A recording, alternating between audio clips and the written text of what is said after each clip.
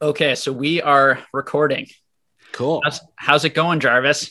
It's going well. It's going well. Just enjoying the extra sunlight from daylight savings time over here in California, and uh, I'm excited that I just found my 10-year-old Poke Walker. So I get to be a little bit upset that my poor Togepi has been trapped inside of this ball for 11 years or whenever Heart Gold Soul Silver came out. Rediscovering Pokemon as an adult. All I part know. of it. Yeah, I know. It's a big metaphor. Yeah, yeah. So we were talking a little bit before we came on camera today, just sort of to try to figure out exactly what we wanted to talk about and what would For be sure. interesting for the audience and interesting for us. Yeah. So just to give like a brief overview, let's start and I'll just ask some questions and so that my audience can get to know you a little bit and your relationship with Pokemon. Some of my audience may know you from your large YouTube channel, but may not have known that you're actually into Pokemon too. And that's by design. I've been keeping in quarantine. I've been keeping Pokemon in a safe space so that I don't sort of pollute too much. I've let it slip a little bit, but I wouldn't be surprised if people didn't know that I have a background with the hobby. Yeah, and that's something interesting too. We can talk about if you feel like it's ever going to seep into some more of your content. And we'll see.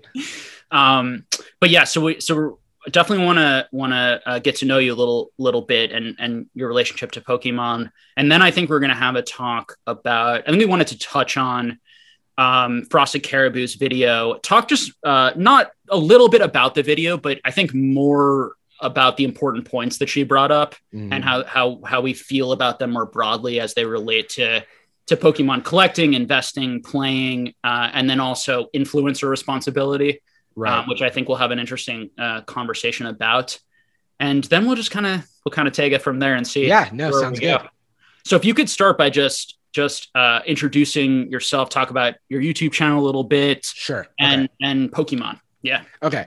I guess in the shortest terms, I am a former software engineer turned YouTuber. I started my YouTube channel in 2017, and I have been a full-time creator for the past 2 years. Nowadays, I do mostly commentary stuff. So I guess I consider myself a comedian. I'll let you be the judge of that.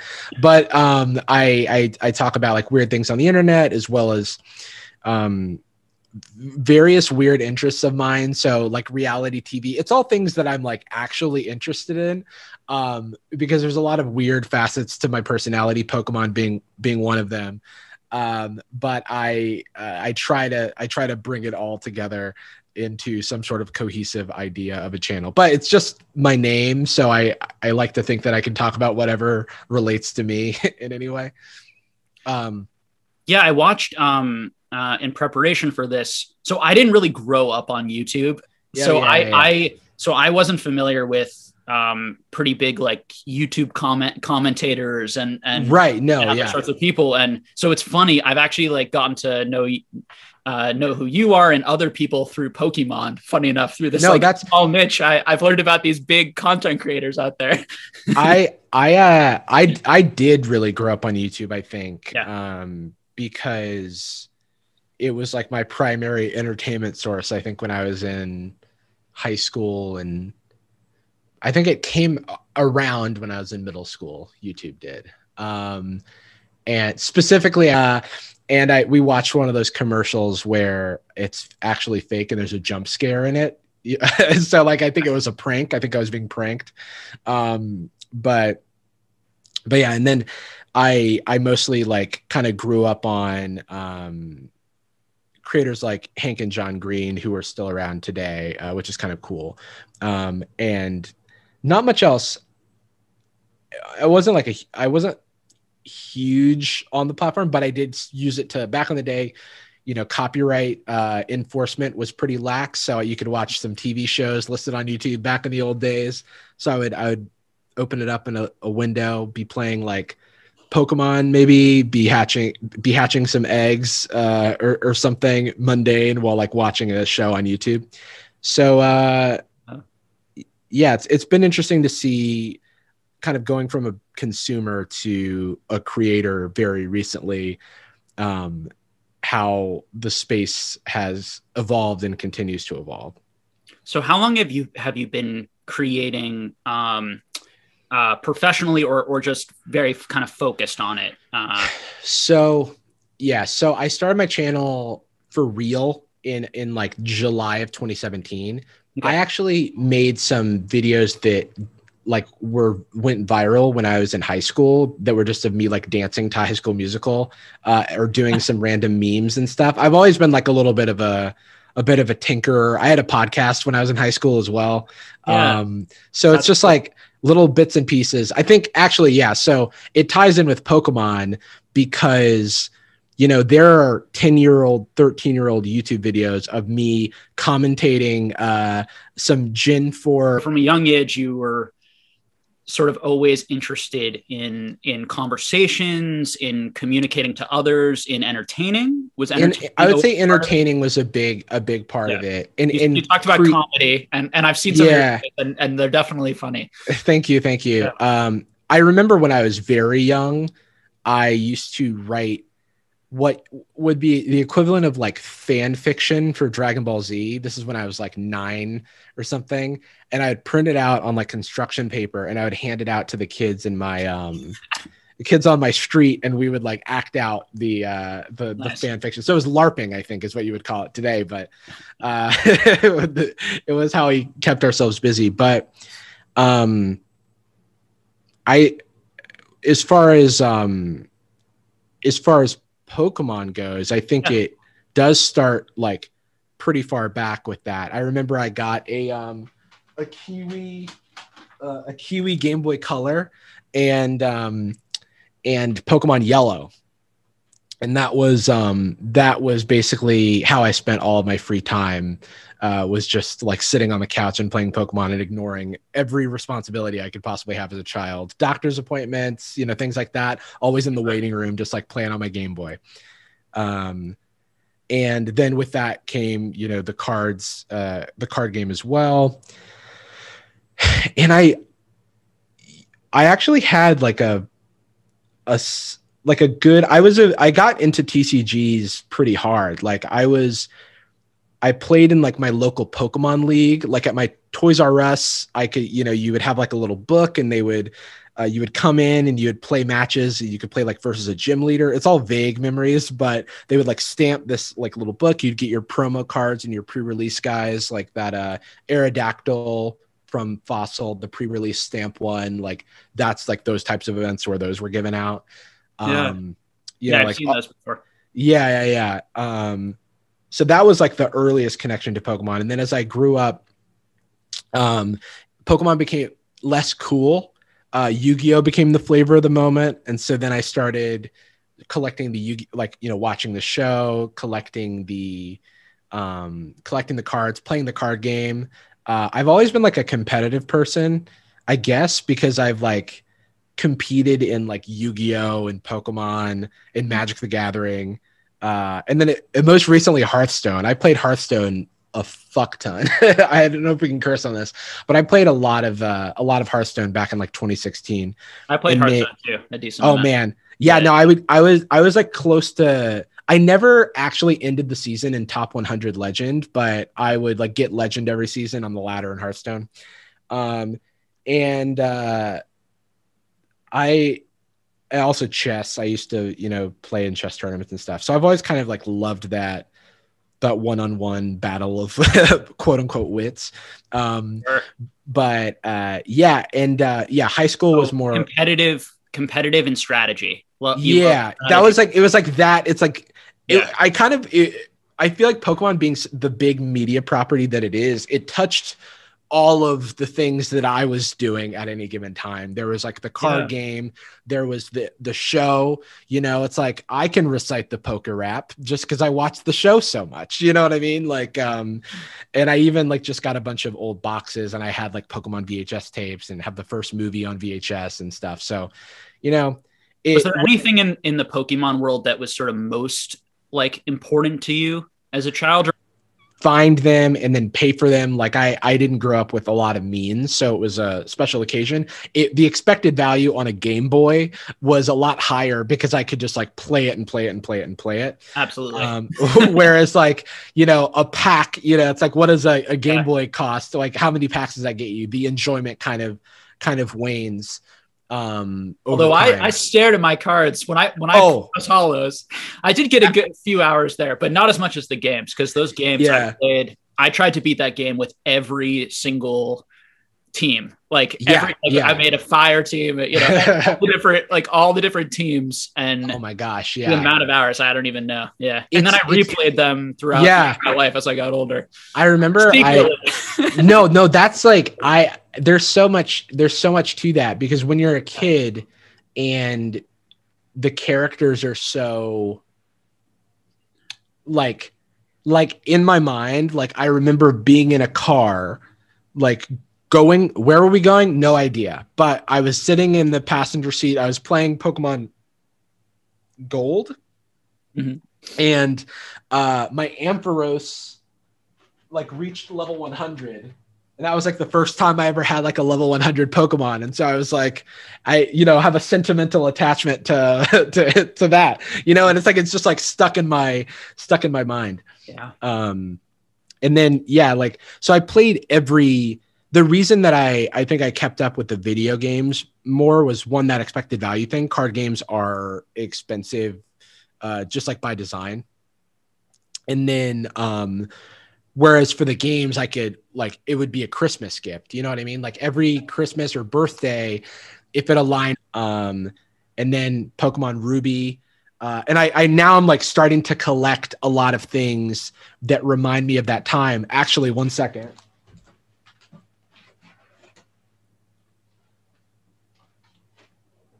Okay, here it is. This is important.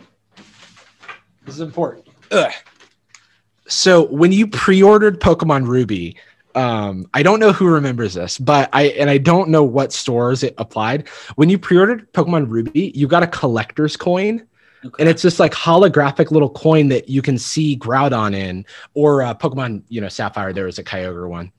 And I had that coin, and that was like, I don't know, every object, it was just like, this is my thing. And I will just like hold on to this and I will protect this. I lost a lot of the stuff that I actually had as a kid. So, like I rebought that on eBay because somebody was selling it for like $20 and I was like, I must have it. But the video games was like where it was at. And then Diamond and Pearl came out when I was in high school. And that was when I was a little bit more wanting to combine the competitive world with Pokemon again, because I found an online community, which at the time was called it's called WTPT Pokemon Radio. And it was a podcast. It's got like a Bulbapedia entry, so you can like look this up, but it was a podcast hosted by these guys, Casey and Joey. They're still around. They don't really do Pokemon content anymore, but they have podcasts and things like that. And they had a website, and I spent a ton of time. I got into competitive battling from there, EV training, IV breeding, all that. I used to like write guides for their site and a couple of other sites. And then I would sort of call into their podcast and talk about like said subjects. So the Internet Archive has all of this. It's on record. I used to go by the name Poketrainer Seth because it was one of the pre-made names in Pokemon Silver. Yeah. So that stuff's all still out there somewhere, but that kind of community with Pokemon and just kind of like that brought me back into the hobby. And then PAX East 2010 happened. That was when Heart Gold Soul Silver launched. It was impossible to find them because the Pokewalker at the time was like the best pedometer money could buy. So people were buying the game just for the Pokewalker. And then there's this pivotal moment, I think, for me in college where but Diamond and Pearl was the one where I like maxed out when I saved the game, it was like 999 hours and then it stops counting. But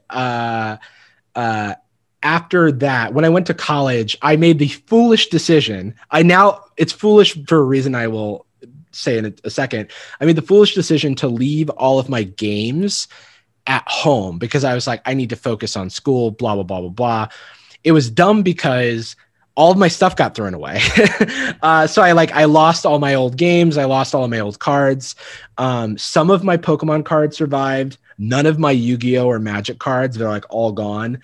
I got sent a box of like what remained of my old stuff. And there's like a single Magic land and like a single Yu-Gi-Oh card, like at the bottom of the box. And I'm like, like I kept like, I had all my cards in binders. Cause I would go to Mega Comics and Games in Gainesville, Florida. You'd like open up your binder. You'd like do your trades and stuff with people.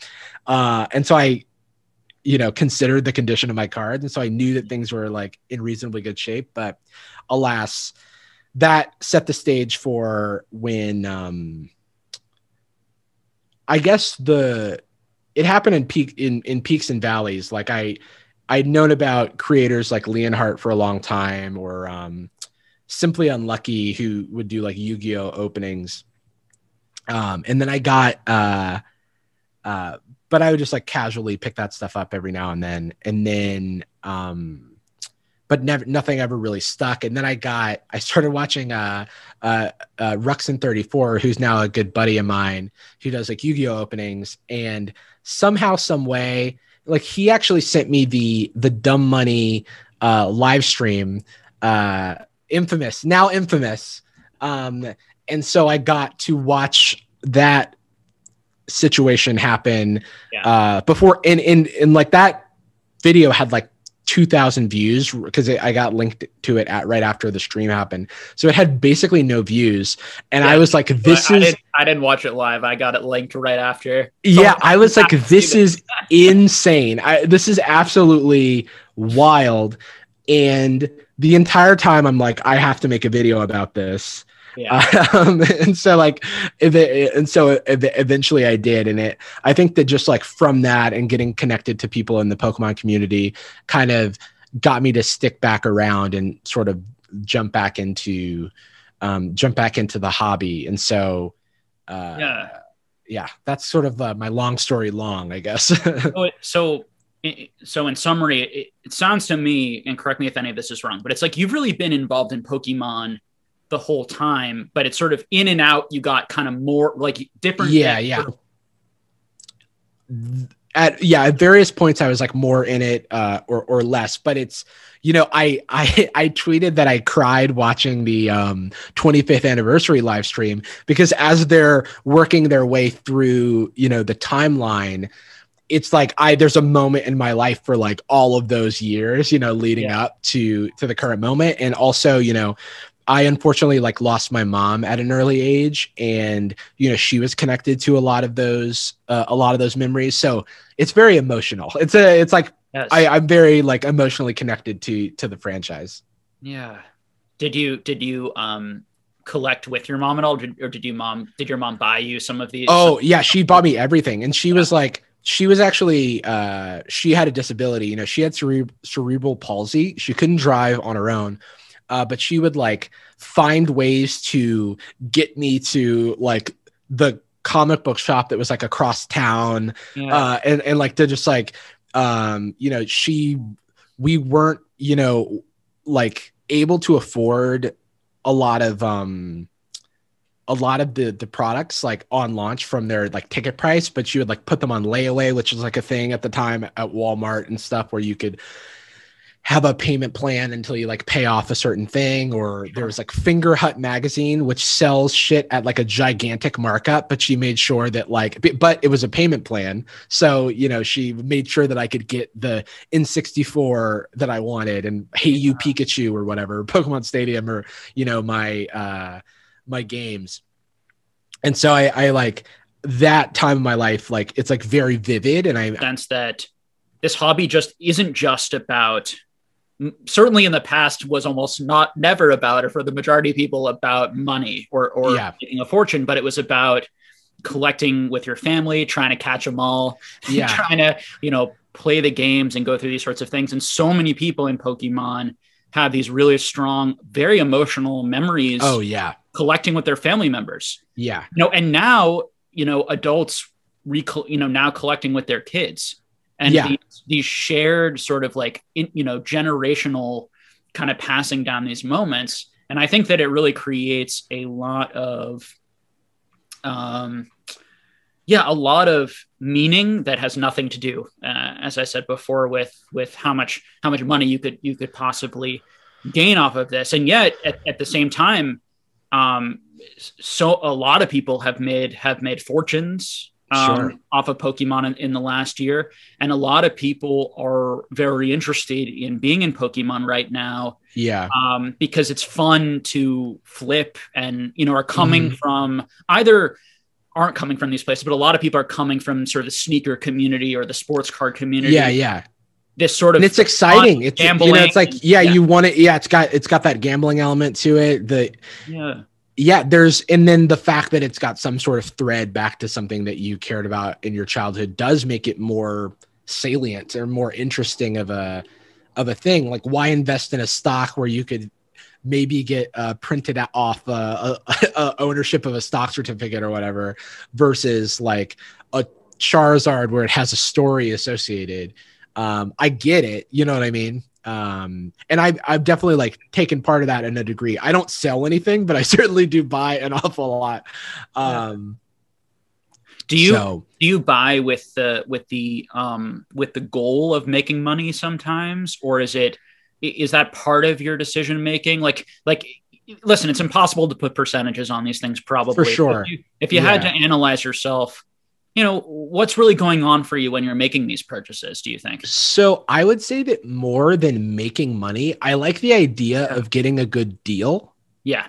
You know what I mean? So this is how you and I are similar. And and you saying earlier on, so I played chess, like all the things. Yeah. It's that competitive, the fun. Oh yeah. Man. Of the game because there's a game in collecting and a game trying to find good deals and predict what's going to go up and all those sorts of things. Yeah. And that's like, I could be like 100% honest saying like, I have no intention of really selling anything in my collection, but it feels really good to like buy something that is, and then have the price go up and it's like, oh, I invested in this thing and like the market is validating my purchase.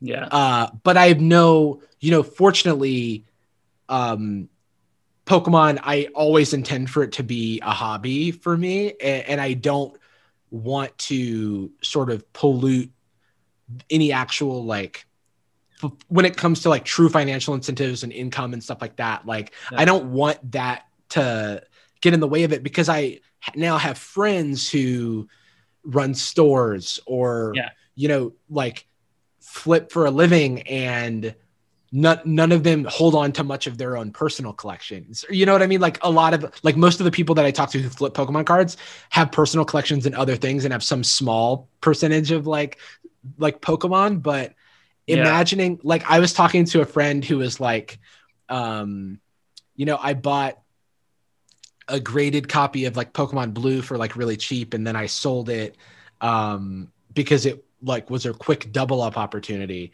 And I was like, that's cool, that's awesome.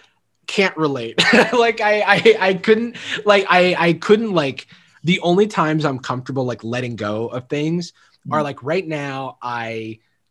My local game store in LA, Legacy Comics and Games, shout out. They were selling Shining Fates at like a bit of a markup. I understand.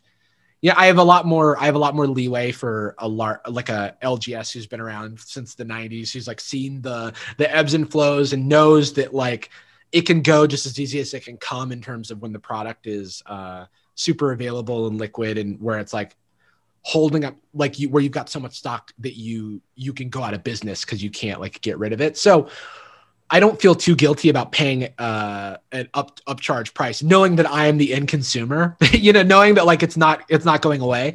But I did get super fortunate in Shining Fates, and I pulled more Charizards than I want, which is a good problem. And so I am selling those to offset the cost. But usually, I know. I'm selling a couple. You're a scalper. I know. I have like 3 BGS 9.5 Charizards, and I graded my black label one, which is what I wanted for my collection, which is like super exciting. Yeah. And now I'm like, I have spent too much and I need to recoup a little bit. But for the most part, I like trading. Like I do like the old, like I've been completing my Shining Fates like baby shiny binder, because there's so many of those guys that like you could open 1,000 packs and never, not pull the set of them. So Yeah. it's been fun to be, and but everyone's open, like everyone who is opening Shiny Fates has like somebody could open a Shiny Fates pack right now and get like a Thwackey, and I don't have a freaking Thwackey, so I'm like, let's trade. It's like I've got more Phalanx than I know what to do with, but I don't have a Thwackey. So like that's fun for me, but for the most part, it's like a lot of the joy of the collection and staring at the binder. Like I just bought a non-holo set of Skyridge, so just like the commons and uncommons and non-holo rares, and it's just to look at the art, because like Expedition, and then like less so, like I never actually bought Aquapolis or Skyridge, but I saw them in the store. But they were also gone so fast because like Ruby and Sapphire just came out like immediately after. But Expedition, I had like this like vivid memory of that being like the last set I really like invested in with the TCG. As a lot of people, it really yeah. Oh, and I had an e-reader too. I keep hearing people talk about like not really doing the e-reader. I was playing those fucking e-reader games, man. That's why my cards are all like they're like destroyed, because you were the one guy. I didn't realize that the e-reader was so unpopular, because you kind of live in a bubble when you're a kid, right? Like, and you're not using the internet and you're not looking at the sales data. And I was like, I do want to play a Donkey Kong mini game or some like random fucking, thing on this device. So, yeah. So it's I was just going to say that was extra exciting, because every card you could swipe, it'd be like another mystery of like, what's going to come from this. So there are so many fun ways to collect. And one thing that I've really, gotten to learn in this hobby is that so many different people have, different things that they really like, that they really enjoy. Some people are like, I want to open all of my cards, so I always need to get sealed product. Other people love the feeling of just like owning sealed product. And they may want to sell it, but they just love having a lot of sealed product and putting that on a shelf. Some people love the PSA cards and the chase of, and that sort of chase. Some people don't mind buying singles, but they like creating binders and they want to complete sets. Some people just want one of every Pokemon. Some people just want, one of like a million Lugias, like everything.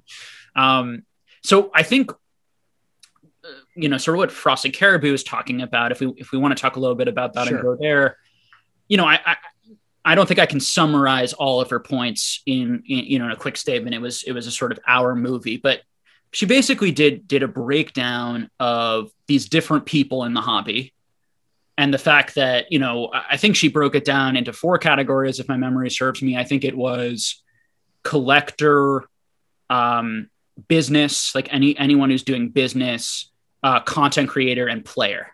I think like business, seller, scalper were all like in the same category, which is like fair. Like I liked Mason's response, and he thought it was a fair to do that. And I'm like, I don't have much skin in the game when it comes to that. So I'm very much in like a listening mode when it comes to a lot of this, but Sure. And I think, from my perspective, I think that those are good ways to think about the hobby or break them down. Right. I think, of course, you could break those groups down even further, but she mentioned that, I think she said something like, that's including people who she would deem as sort of ethical businesses and then unethical businesses. Right. And she kind of separated it like that, as all these people, their primary focus or motive is to make money.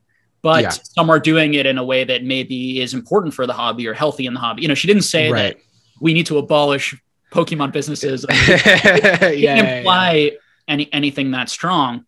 And I think that a few of her points, I think were something like, So there are these different groups, and I think her conclusion was sort of like, in particular, for two things. I think one, I think there's some frustration, to be honest, which is a bit separate, I think, from the main point of the video. But I think I heard some frustration that players don't get as much attention and don't get as much views for the content creators and conversations about. And I think that, and it's just a smaller part of the community.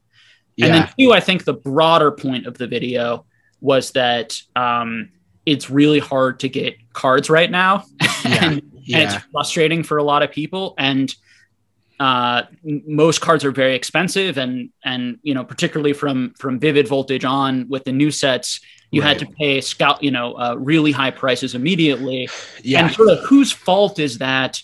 And or if we can't decide whose fault is it, what role do content creators play in either causing that and or speaking up? Or I think the way she phrased it was something like really speaking up for people who don't have a voice, because we have voices, that sort of thing. So what, what is your take on that, on those different breakdowns, and you as a content creator?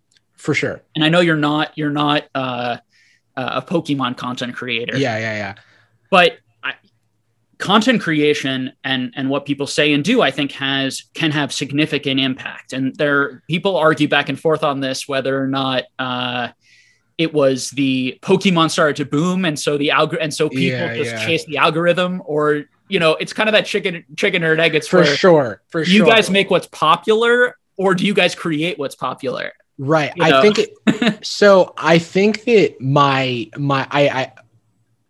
well, let me think about how I want to address this, because there's like a lot of pieces. Yeah, I will say that in terms of that chicken and egg question of like, are you following the trend or are you creating the trend? Yeah, I think that I'll shout it out again. Mason from Cardinal Gaming's response was the first I saw that talked about the incentives for content creators and how the YouTube algorithm rewards us for doing like essentially like filling that need, and also like, I guess, leaning into what people quote unquote want to see. I think that the narrative idea that Logan Paul's stream made a bunch of people aware of Pokemon, and that stream was titled, thumbed, presented as this very like money centric video, this money plus nostalgia type of presentation. The idea that, millions, I don't actually remember how many views it got, but let's just say 5 million people get a literal and figurative impression of this, many of whom are not currently active members of the Pokemon community as an audience.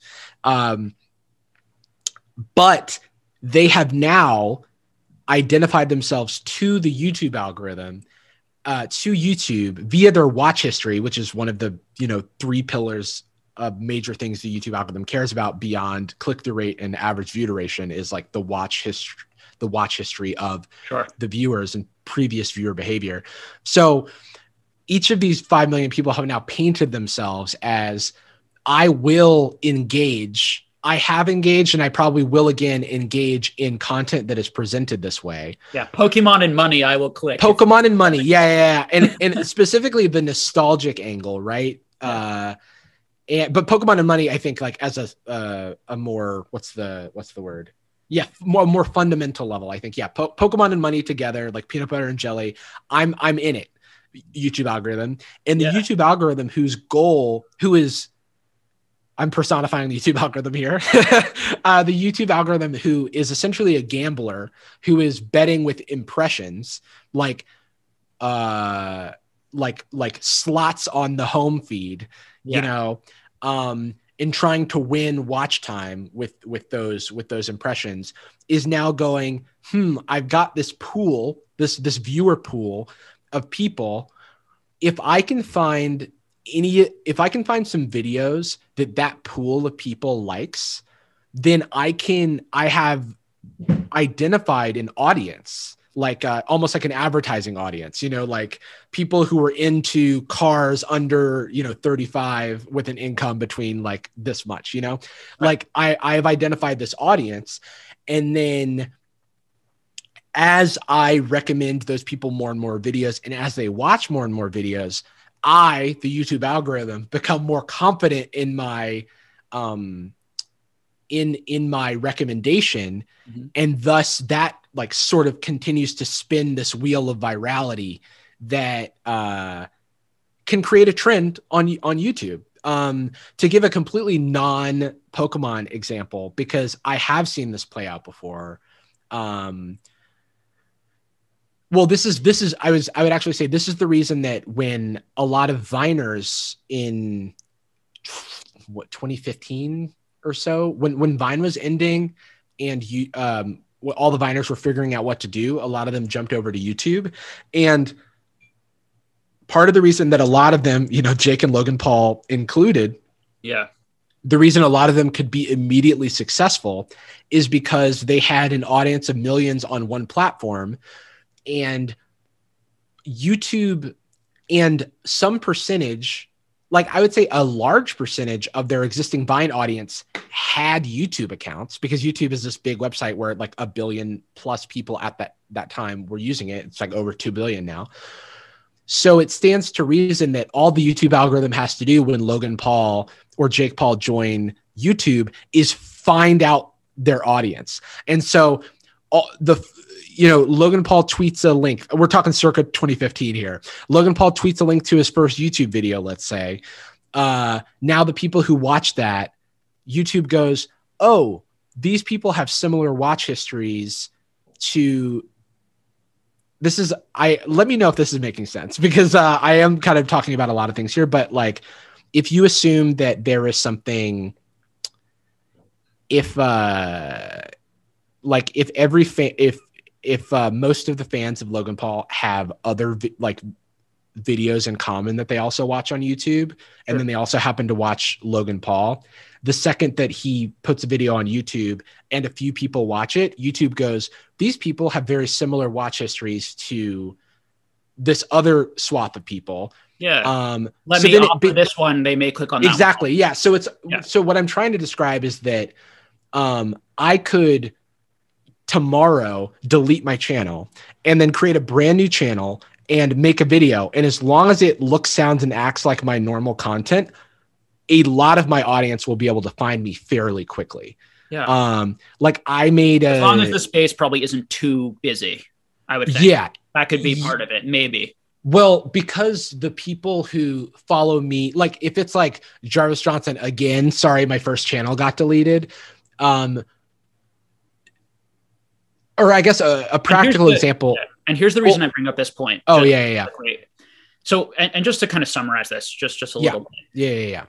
So I think that the issue seems to be something like, and my personal opinion is that this stuff kind of slides and gets worse and worse and worse and becomes more and more problematic over time. Yeah. So it starts with there are more people in the hobby who are interested in money and investing in content. It's a race to the bottom. Yeah. And then what happens is, so more people start making those videos. Then I think as more people jump into the space, and this goes to this point I was making before, now you have to up the amount of money in your title. You have to up the product that you're opening, right? So there's this race to be more and more that, and to be more and more. And I don't think I think that a lot of that's just inherent humanness, is that people want to see more. And if you're attracted to money, you're probably going to click on the $1 million video instead of the $5 video. So, and I don't think that that's on the content creators for creating that reality in the audience. I think though the question is, what do you do about that as a content creator? Do you give up on some of those views? Do you give up on some of that audience? Right. Create content. Like, for example, I just made two videos on this channel with my collection, and I could say $1 million plus collection, one of the largest collections in the world, in the thumbnail, and then have a face of me like going like, and then it's like money in the background and cars just like and falling. Because it's exactly what we're talking about, those three or four things, the YouTube algorithm might pick that up because it's similar to those other types of content, and those types of people click on that, right? Yes. And so it provides that incentive, as we're saying, for those content creators to make that. Now, how much the content creators decide to do that and where their own ethical line is one tricky argument, is one tricky debate that I think everyone's gonna have a different opinion on. And then the other point is how much has that actually mattered on driving up the prices, and how much has that actually mattered on driving up specifically, which I think is really her main point, like the Vivid Voltage, like the brand scalping, you know, because I think people were upset they couldn't get the vintage cards, but at least they could open the modern product, and it's kind of gotten worse. So complicated. I think that it's multiple wheels of virality turning. And I think that, so I guess to close out my original point, like Mason was the first person that I saw reasoning about this rise this rise in money-based titles and presentations and videos as a player in like the sort of outlining the YouTube algorithm as a culprit, and I as a one of many culprits, I should say. And I agree with that, or at least at the very least, I can totally see how that could play out. Yeah. As for the question of ethically, where do you stand? Like, one thing that I don't see a lot of larger creators talking about, but it's also like there's not really a great venue for which to talk about it. The closest analog I have to my own life is when the first views I got on my channel were making videos related to working in the tech industry in San Francisco, which I did. I used to work at like Yelp, and I worked at Patreon from like 2016 to 2019 as a software engineering manager. And a lot of people want to see, my friend who I started with, we both worked at Patreon. Her name's Mayuko. Her first video was called Day in the Life of a Software Engineer. And it was her first video on her channel, and it got 1 million views. Yeah. It's rare that happens, but it outlines in it. You can think about this as like that Logan Paul video, that Logan Paul stream, right? It immediately identifies to YouTube that there is this cohort of people that wants content like this. So what happened was that now, fast forward to now, it's been 5 years. That has become like a type of video that a lot of interns and other employees in the space have made from various companies because it prints views. I even made them back in the day.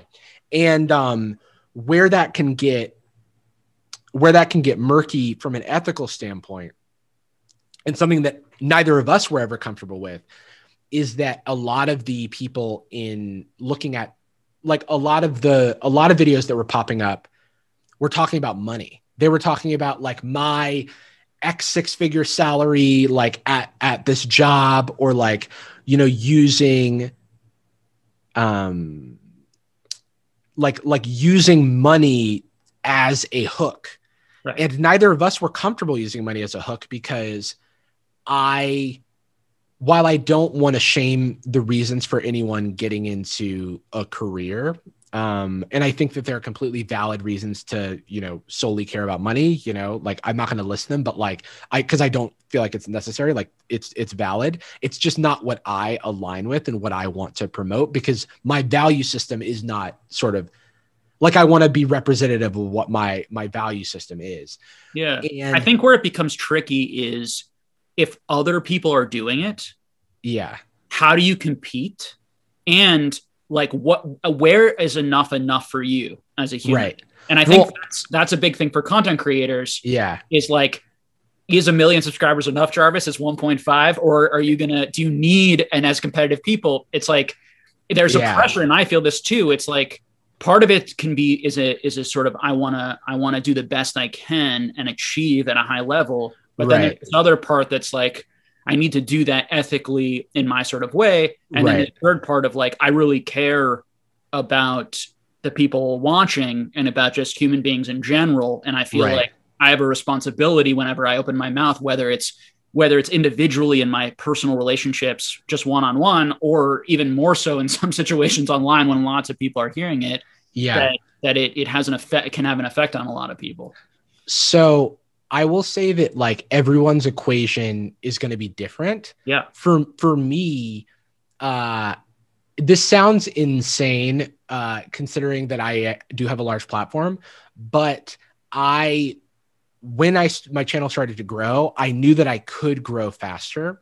Yeah. But I didn't take those steps because of the cost of that growth. Well, and this is tying back to how do you reason about it as a content creator? Where I'm driving. The crux of Frosted Caribou's point of like, is there a way? I imagine taking her sort of video further to try and solve this issue is what would that sort of middle ground be? Content creation where it is successful, but not successful enough, but doesn't maybe overly specifically in Pokemon, correlate too much with money that it causes these other issues in the hobby. And for you, it also sounded like money was part of what you didn't want to put in your title or other sorts of things. Right. Well, the thing is, did you not want to go? So for me, one, I already had like for YouTube growing and stuff, I had the privilege of already having a job, already having an income, and not needing to for me, my channel and my like creative stuff, I am fortunate enough to not be even to this day, be very focused on money, because the harder thing for me is to figure out what I want to, like where I want to go and how I want to get there. And I think that is a privilege. But what I'll say, I think that there could be this incoming reality check, because there is no cost to building a large audience that is the audience that clicks on the money things, because now you have built an audience that cares about money. Yeah. You know what I mean? And so if you are not inherently a person who does care about money and that doesn't concern you, then one day you may find yourself feeling trapped by needing to put like money and numbers in the titles in order to continue to reach viewership. Like the thing I like to say to new creators who aren't getting the views they want, I say like build for the audience you want, not the audience you have. Yeah. As someone who, I used to get comments on my tech videos that were like, the information in this is great, but could you cut out the jokes? And I'm like, I'm going to cut out the information before I'm going to cut out the jokes, because what I'm trying to do here is create entertainment, and I want to build an audience that wants to come here to be entertained. Yeah. And if you take someone who I think is a great content creator, who is also mentioned in Frosted Caribou's video and has spoken, I do believe that it is claimed that, more blanketly, that a lot of these creators aren't talking about this stuff. But I think that Pokérand does talk a lot about sort of how he feels about what types of videos he has to make. And he is someone who experienced a great growth during the Logan Paul thing. He had a pack in the break. He, his channel soared over that time. He would do box breaks. There would be a lot of like live viewership. And recently he has made videos speaking on the fact that, videos aren't performing as well, and that is discouraging. And also combined with the fact that, he's being accused of,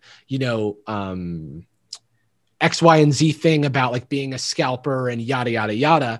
And he makes these very heartfelt videos where he's discussing this. And I completely, I say sympathize, because I haven't been in that specific situation, but I totally can, like, I feel bad, because it does feel like it's a little damned if you do, damned if you don't. Yeah. Because what I think ultimately needs to happen is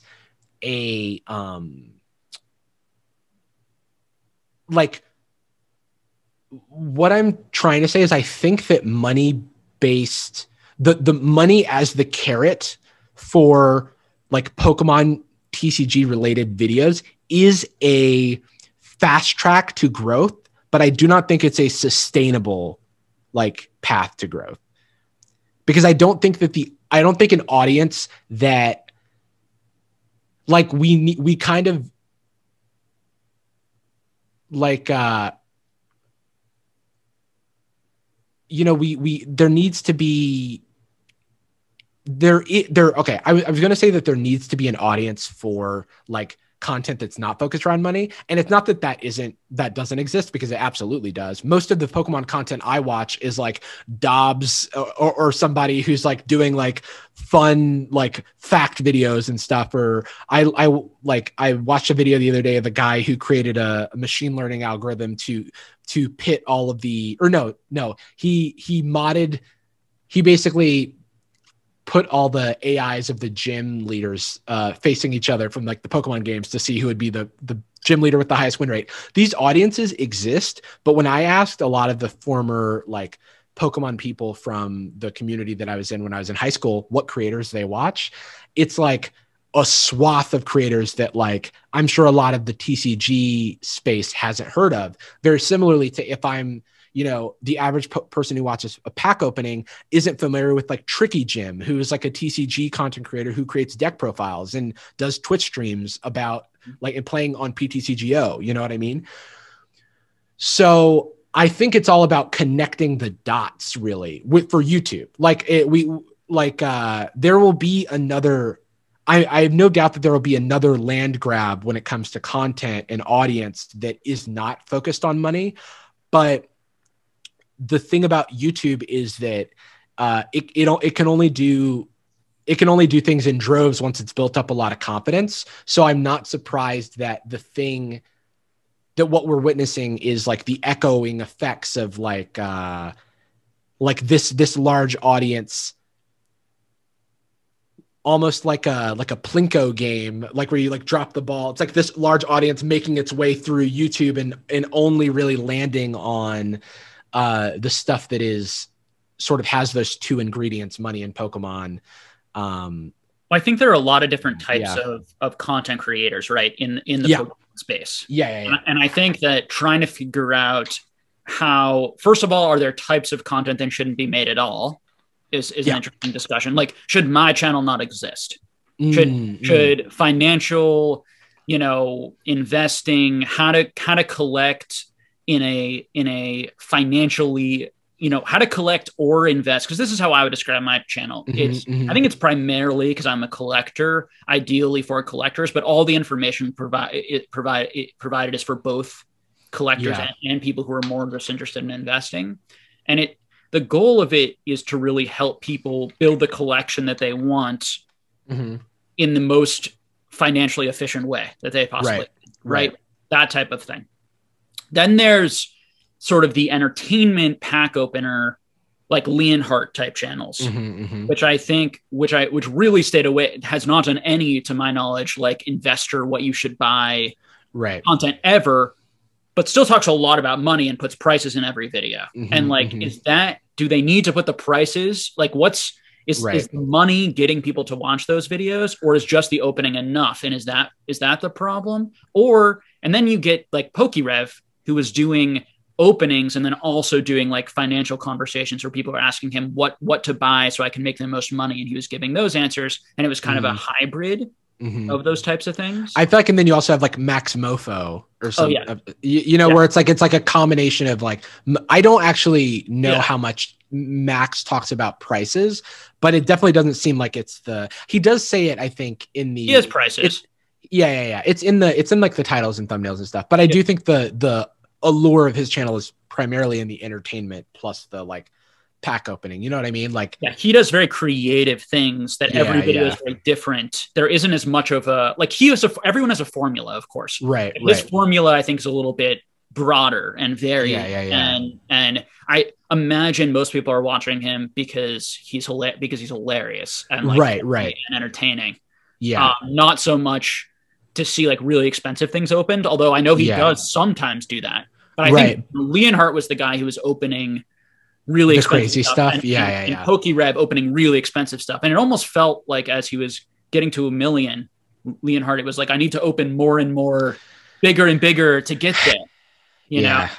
And and for me, it's like, first of all, I want to say like, and I don't know any of those guys personally. I don't have personal relationships with them. I have personal relationships with some people.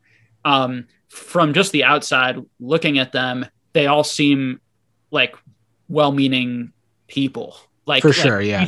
Like decent human beings that I don't think that I would I think I would struggle with the exact same things if I was in their position, meaning right. that it's like all of those things, rather than villainizing them, I think it's more like what is their job must be like, and how they're trying to make a living and do what they're doing seems challenging, while you know, to make a living off of that while also not pushing those prices and not pushing the hype and getting people to buy more. And, you know, it's complicated. Yeah. No, it is absolutely complicated. And like the question of like whether or not these things should exist is like very tough, because I think that if they,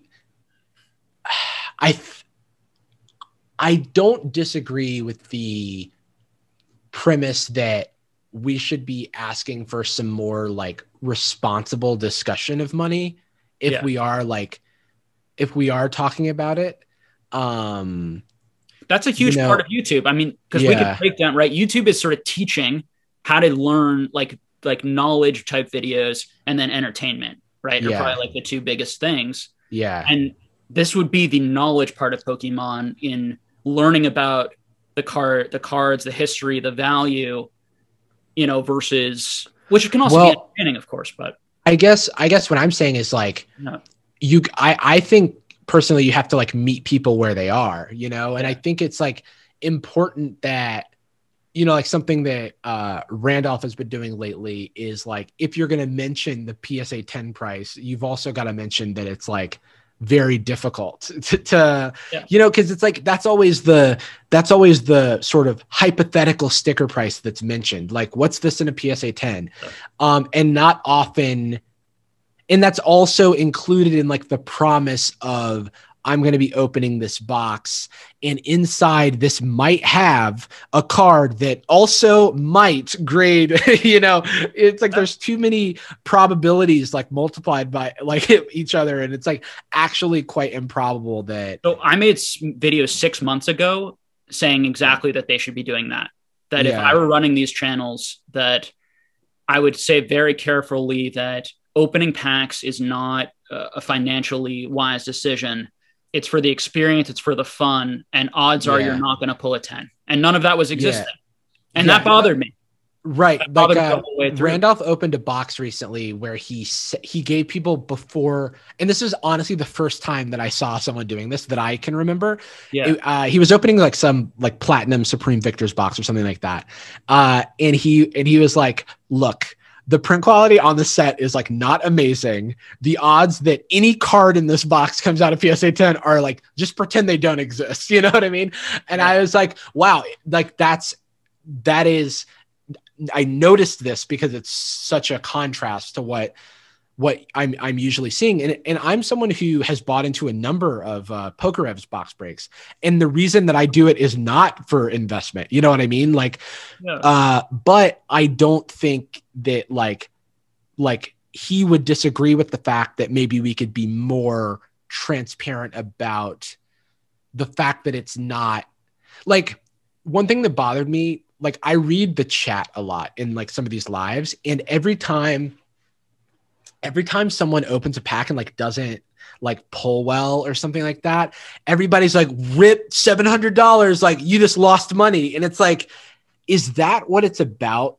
So all of these, or to these people who are like leaving these comments, because it like, or partially or something, like I don't feel bad if I don't pull something because I think it's fun. Like cause I'm like having fun with the experience, and I'm not looking for this as like as an opportunity to make money. Am I playing into the problem by purchasing these packs? Maybe. But the thing is, like, I don't know. Like I'm open to being the bad guy here. Look, I have nothing to lose. Like as far as like Pokemon goes, I just enjoy, like for me, it's like, and you and I don't necessarily have the answers to these. We have our, we don't. Absolutely. Yeah. But I don't even know if I have if I have an opinion. I just know what's fun for me, you know? And I also think that like when I look on eBay at like prices, I'm like far less likely to buy a pack on eBay than I am to buy into a box break from someone who's trustworthy. Because like prices aside, like, you know, like, someone who does their best to offer like truly the lowest prices imaginable is like Z&G Emporium. Like, James has, done a couple of like small box breaks just because someone came to him with like a Japanese box or whatever. And it was like, hey, I've got this. And the packs were like as cheap as eBay. And also I enjoy like, I do so much work where I'm just like listening to something in the background, you know, or whatever. Like I enjoy that sort of content, and supporting it is fun for me. And so I like as much so I think about that, and I think about the enjoyment, and it's like, am I being the bad guy by supporting that behavior at all?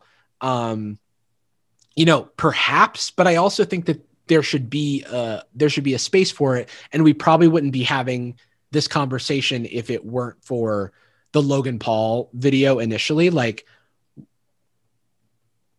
or the trend of Twitch streamers, you know, like Ludwig opening up like a $30,000 box, and Pokimane opening up, you know, like a big box, or Mizkif opening up the first edition Neo Genesis box. So I don't know. I don't have the answers, but for many people, it's a trend. For many people, it's like, it was like a week on Twitch where everybody was opening boxes, and it was like flavor of the week. You know what I mean? And they're always looking and needing more content, because that's their job, is to find what's trending in the flavor and make it, you know? Yeah. And so, I mean, clearly most of these people at least like love Nintendo and Pokemon. I know Mizkif obviously loves, like, you could watch one Mizkif video and you can know he's obsessed with like Nintendo and Pokemon. It wasn't a Dumb Money vibe where it was like, right. Where it was like no connection to this at all. I actually think that like the Dumb Money thing was the most like kind of gross I felt about anything. And I also said in my video about their situation that like they seem like perfectly well-meaning guys. It is just like, like having a connection to something and then feeling it be commodified like exclusively, where there's like no personal connection whatsoever. I understand why people like, I'm not for gatekeeping, you know, at all, because I think it can be pretty toxic. But when I see people going, you're not even like us who like enjoy the hobby, you know what I mean? Like I at least kind of see where they're coming from. You know what I mean?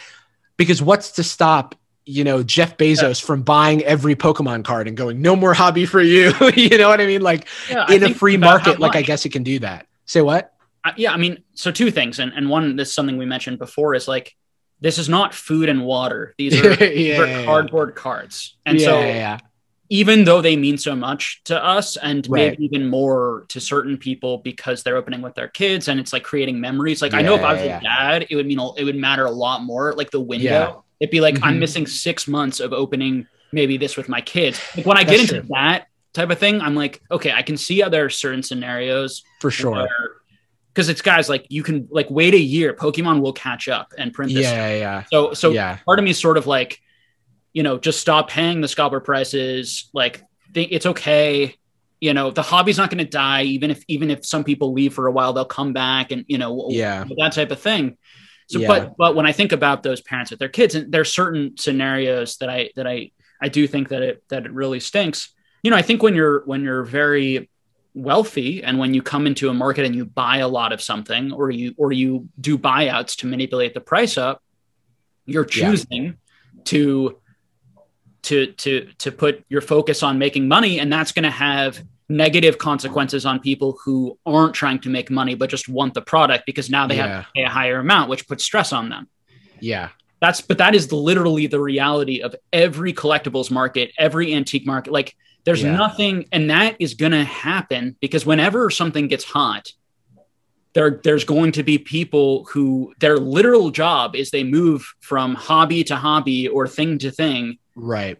And that's the whole dumb money thing. They're social arb investors, which is rather than being value investors where you actually understand the fundamentals of anything. Right. You basically just listen to where all the traffic is, and then you invest in that thing because all the social media traffic is there. And listen, it's extremely effective. And I think that if there's a balance to it, and if Pokemon was making more product, or if there were ways where some of the market could be affected by that and other parts of it wouldn't, it would be better for everyone. Yeah. But I'm not sure there are villains. Like I don't really feel like there are any villains here. I think I'm most interested in what's going on with the Pokemon company. And I would love just more explanation of like why they haven't printed more product for kids. Like get the product to kids, guys. Yeah. No, it's interesting. Cause like, I think that like for me in life as a person, it's hard for me to point figures and like name villains. And so in this situation, it's like, I can kind of see, you know, I try to see like where everyone's coming from. Yeah. But one thing that like, I think does speak to balance is if you look at, I do think that this, like some of the Pokemon problems are starting to happen in Yu-Gi-Oh, but all the while the Pokemon stuff was happening, it felt like I could watch like a Market Watch video about Yu-Gi-Oh cards and still have it not be, where there are buyouts and stuff on TCG Player. And that sucks because it's like almost like a denial of service attack on like, it's like, oh, well, I guess now someone has just decided that I cannot get this card. But I get the impression, and I'm not as deeply steeped in it. So it's really just the impression that I get by the mighty Boss Tones. I get the impression that there is a little bit more of a balance, and it's not like the product is more available in stores. And it seems like that is where the frustrations begin, because if all of this was happening, but the product was available in stores, would it be such a problem? Because I think that to some degree, scalpers are going to always exist. It's just a matter of like how big their margins are. Yeah. Like, cause for somebody, it's going to be worth it to charge $10 extra for an ETB, you know? People have to make, the middlemen have to make money or they won't move it from one place to the next. It's just about the amount that they make and the amount they can make. I mean, I think both not the villains, but I think the people, unfortunately, who are causing a lot of this are the people who are investing in products that are not very investable in my opinion. And I actually think it's a lose-lose for everyone. I think a lot of people are who think that they're going to make money or who are holding thinking that these things are going to be valuable. They're not going to be valuable. And you've removed it from the market. Yeah. And it just would have been a lot more fun to open it. Right. And like share that with people. And ironically, if a lot more of it gets opened, like if prices hadn't gone up so much on these boxes and a lot more were opened over the next 5 years, these items could be a lot more investable. That's ironic. That's if it doesn't get open, if it gets too expensive, that people stop opening it, then it all just sits on shelves and eventually everyone's going to try to sell it and who's going to buy it. Right. Do you think that is like an impending moment? Because I wonder if there is going to be a lot of like, at what point do people who are like pseudo investing, who are buying, cases and cases of modern products, and I don't know what sort of returns most of these people are like looking for, but let's say that there's like not a good return to be made over the next like few years. Do you think that people like dump that onto the market? I don't know. I think that the biggest factors are going to be their financial situation. Of course. Right. So it's, someone like you or someone who has like a, profitable YouTube situation or some sort of business where they're getting cash. Yeah. Have cash to live on. They're not going to have to live on their investments or sell their investments as much. Whereas there are people who are very cash poor, maybe own a lot of Pokemon, have a lot of product or inventory. And when you're very cash poor and the only way to get more cash is to sell your inventory, you have to sell the inventory, whatever the price is. Right. And so what happens is like you have the the great position where you are never going to need absolutely to panic sell for your own livelihood. Right. That's true. Right. Not for my own livelihood. Yeah. No. You may panic sell because you're like, I actually am getting tired of these. I don't like them as much. And I spent so much money on these and I need to or like, why did I impulse buy this? So what was I thinking? Yeah. Yeah. And we're all going to do that. And we're all going to have those. Yeah.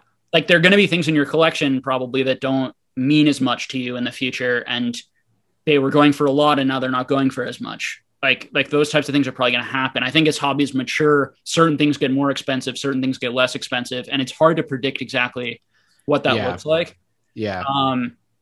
But yeah, so for me, I think with the Frosted Caribou video, tying it back to that, I think that for me, and my channel has been most worried about people spending outside their means, fear of missing out, being manipulated and lied to and confused by streamers who are the ones making all the money. Yeah. You know, they're the ones who are grading, who are buying 5,000 cards raw, grading a bunch of garbage, and then selling it like $150 to people who can't really afford them, telling them that these things are all going to be worth a lot. And now some of that is purely people I think are buying within their means and they just want these collector pieces. And yeah, they're being lied to, but it's only $100 and $100 isn't going to break them. Sure. But it's a weird situation, man, when on the one hand, you're like, well, you know, what is it? I don't know, 40% or whatever the percentage is that can't afford a $500 emergency. And tons and tons and tons of young people spending tens of thousands of dollars on mass produced, like modern product that just came out. It's weird. And and then we get into broader economic questions of like why that is, what's going on with the Fed potentially printing money, unemployment benefits being higher than what people were making before. They're making more money now. They have nothing else to spend it on. So they have so much more cash. People aren't getting married and, you know, and having kids as young. So they have more years where they have more disposable income. Right. You know, it's a lot of things. The increased depression and anxiety from this year, people wanting to, because of the isolation, people flooding into online communities for connection. But it's like, are people taking advantage of that? This to me is the big question, and are aware of that and taking advantage of it? Or is it that there's no villain and we just need to all be careful that that's the reality we're in, and every person has a personal responsibility to be careful and also tell other people to be careful. Yeah, I guess. Yeah. Cause for me, regardless of whether or not there's a villain, educating yourself is like the only thing that you can control, or like, you know, your own actions and stuff are the only thing you can control. Yeah. So it's like, there's no undoing, right? Like a Logan Paul event or whatever. Yeah. And also like, what can we all do as a community to make the community resilient to random people from wherever, like entering the hobby and then doing something like this or hyping up products and stuff like that. Like, I feel like at the end of the day, I just want more educated people. Like I got on Mercari the other day and somebody was selling an unlimited War Turtle base set for $189. And it was like fully serious. And I was like, this is so like, I have so many questions as to like how we got here. Yeah. Yeah. And, you know, I watched some of these, like this Dallas, the Collecticon, some of these videos from this Dallas convention, and just like people from the sports card community just dropping like $100,000 on like a bunch of like random Pokemon crap. Like that's way overpriced. I mean, just like so much money being thrown around and stuff that I don't think, like, I think they're all just buying and selling to each other. And I'm not sure any of them even like the stuff that much. You know, like who actually likes it for those prices? Because I can tell you, like most of my friends who are collectors, we tend to see eye and eye on a lot of things on what we like. And it's like a lot of things that none of us like or have any interest in, you know, see some huge growth sometimes. And then I see these channels talking about it's a great opportunity. It's like, are these giant, you know, pump and dump things? Dumps, yeah. Like, and for me, it's like it's so difficult to find like any actual evidence for anything. And so it all comes down to like, be careful understand that those things can happen. And I think the influencer responsibility is something. And one thing I really liked in Frosted Caribou's video, and I liked her video overall. I'm really glad she made a video like that, just bringing up these points. And I'll just say that, like, I was a fan of hers before. I think I may have said this before we started recording, but I was a fan of hers before this video came out, and I found her through her TCG videos. And she's like clearly a very talented creator. And I'm also, I think that the conversation that we're having and that is being had around the video is ultimately productive for the community, right? Yeah. And I think it's, how do you make it productive? You know, and how do you continue to make it productive? And the idea that this conversation is going to be both productive and unproductive. And to my point, every content creator is productive and unproductive. Yeah. Like Logan Paul did a lot of good for this hobby. But when Logan Paul comes out and says, I did nothing but good, it's all positive. Okay, buddy. No, 100%. Like a lot of bad and a lot of anger and a lot of negativity in the hobby is related to some stuff that you did and some of the choices you made. But there's a lot of positives in it too. You know, I had Gary King Pokemon on my channel a couple of times, and I had him on right as he was making this deal. And you know, I asked him, and we were talking about, you know, I was like, do you think Logan's good for this hobby? You've met him, you've talked to him. Do you believe that he's a fan of this hobby? Do you think that he has good intentions here? Or do you think he got a call from Gary Vee and he's here to like do a quick pump and dump and make a buck? You know, he's like, no, I think Logan's a real Pokemon fan. And that this will be great awareness for the hobby. And that I think me selling this, you know, will really help the hobby was his perspective. And you know, my perspective is definitely it's going to do both. And the things that I was concerned about you know, I think unfortunately happened worse in part because yes, collectibles grew, but also I think a lot of people are afraid to talk about not afraid, but don't talk about nuances and are afraid to acknowledge their own responsibility and guilt. And that's so common.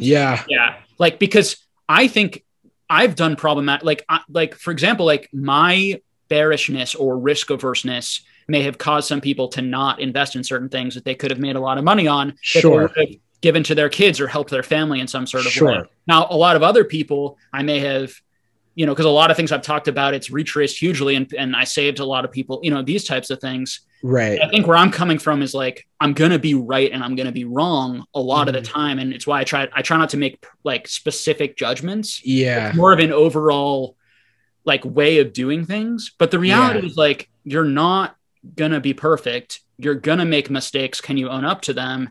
And then how do we hold each other accountable? Because so I took game theory, and the idea behind game theory is that altruistic people or people with altruistic impulses will do worse than cheaters.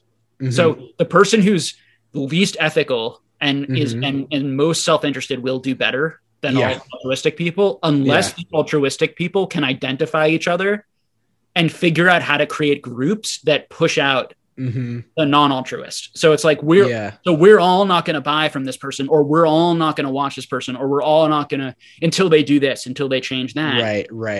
And that's how, and you know, Frost Caribou started this conversation more publicly that, you know, I think channels like mine and other channels have talked about these topics, but she made a beautiful video that got a lot of these ideas more public. And with that, hopefully, if people don't take it too negatively and attack people with it, it can be sort of like, we should celebrate and be our content creators because their jobs, make Pokemon more successful, grow the channel, grow the hobby, both financially, but also grow the hobby in terms of bringing more people in that we can meet and connect with and talk. They create content that we absorb and we enjoy, and they show us cards and show us openings we could never afford.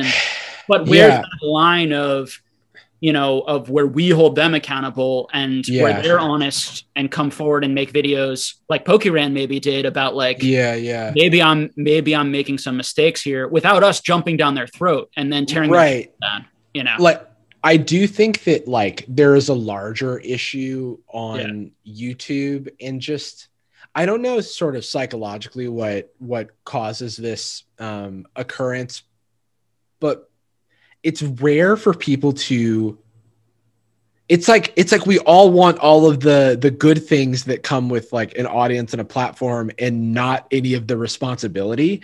And I can't relate because I feel guilty about everything. I try my best to like, or at least I feel the weight very physically of my own responsibility, and that, you know, maybe that was my like upbringing and stuff like that. But I want to do right by, like, I don't want to get over on anybody. I want to be transparent and I want to do right by people. And I think that like there's no harm, you know, if you're a creator and you're selling a product to your audience, you've introduced a financial link that with it comes like responsibility, you know, and it's different than like the responsibility that Jake Paul should take when he's like marketing to kids, and how we already have like regulations on television and stuff about how you're supposed to market to kids, and how, you know, on YouTube, you can like skirt a lot of these rules that have been put in place to protect young consumers. But like when there's also like, it's in investment advice, it's like an even more sensitive, you know, right. and it should be, there should be weight, if you have anything that is like, could be considered investment advice, I feel like you should also feel a weight to make it clear to your audience that you are discussing a sensitive thing, that like you're not Nostradamus or whatever. It's like nothing that you're saying is actually may actually never come to pass. Yeah. Explain both sides, you know, give argument, counter argument. And also, explain that these are your opinions, and that you're trying your best to, first of all, speak about things that you feel like you understand to some extent. Yeah. But even there's, you know, and one of my favorite my favorite, and I've heard this actually wasn't Mark Twain, whatever, but this quote that may or may not have been from Mark Twain. Let's see if I can remember it exactly, but it's not what you don't know that gets you in trouble. It's what you know for sure that just ain't so is what gets you in trouble. And so, and that's where we get into like well-intentioned, like the road to hell is paved with good intentions. It's I can believe very strongly that I'm right in something, have really good reasons for it, and be dead freaking wrong. Yeah. You know?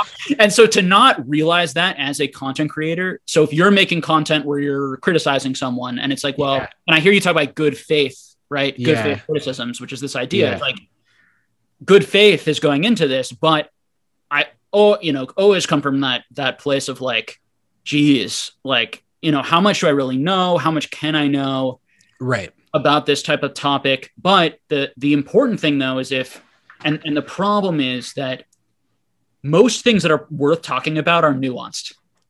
Right. And if you don't talk about them, nothing gets better. So you have to engage in these conversations. You can't just be like, it's too complicated and hard. Everyone's bad or everyone's good, or just the scalpers are bad, or just these people are bad. It's like, you have to engage. like just as I feel like this reminded me of the conversation that I had with Collectibles Guru. Because he was accusing me of things where I was like, hang on, let me check my video. You know what I mean? Like, and then it's like, I'm saying, I don't know what actually happened, but these people in the chat are saying this, they're in these actions, like they're seeing these things as suspicious, and I see where they're coming from. Right. And I don't think, and then I think I don't know what I said, but I remember like, what he said about me wasn't true. And I actually like, don't think he is a scammer. And I think that, but the thing is like, he's not doing himself any favors with his conduct. And like, if you can't see why, you know, people are having a certain reaction to said I also, you know, to like give credit where credit is due. I had a conversation with someone from Big 3 Hockey who actually sold the box that that was the replacement box after the Dumb Money situation, which has now been, I think, donated to the organization that Gary and his wife. Oh, nice. The autism. Yeah. I believe that Chris C. I can't remember his name, from Dumb Money, like donated that box, and the main guy. So, yeah, the main guy. And so I'm like, credit where credit is due. But also I heard from Big Three Hockey that like all of their transactions with Guru were like very above board. He was very professional. And I'm like, great. But the thing is, like, you can't like DM people that they're like fat and stuff. You can't like, it's like, so like that's a little bit of an aside, but I mean, to be honest with you, so a couple of things. One, Collectibles Guru, his 30K Bulbasaur comment was not as bad as people reported. Right. Because he said BGS, which means Black Label, I think. Yeah. Now, it's a stupid comment, and he said 10, 20, 30,000. Yeah. Yeah, of course. But he didn't just say, I made a goof. Like, to your point, right? If he was just like, I made a goof, and I was thinking Black Label in my head, and I should have said like probably 10,000 to maybe 15.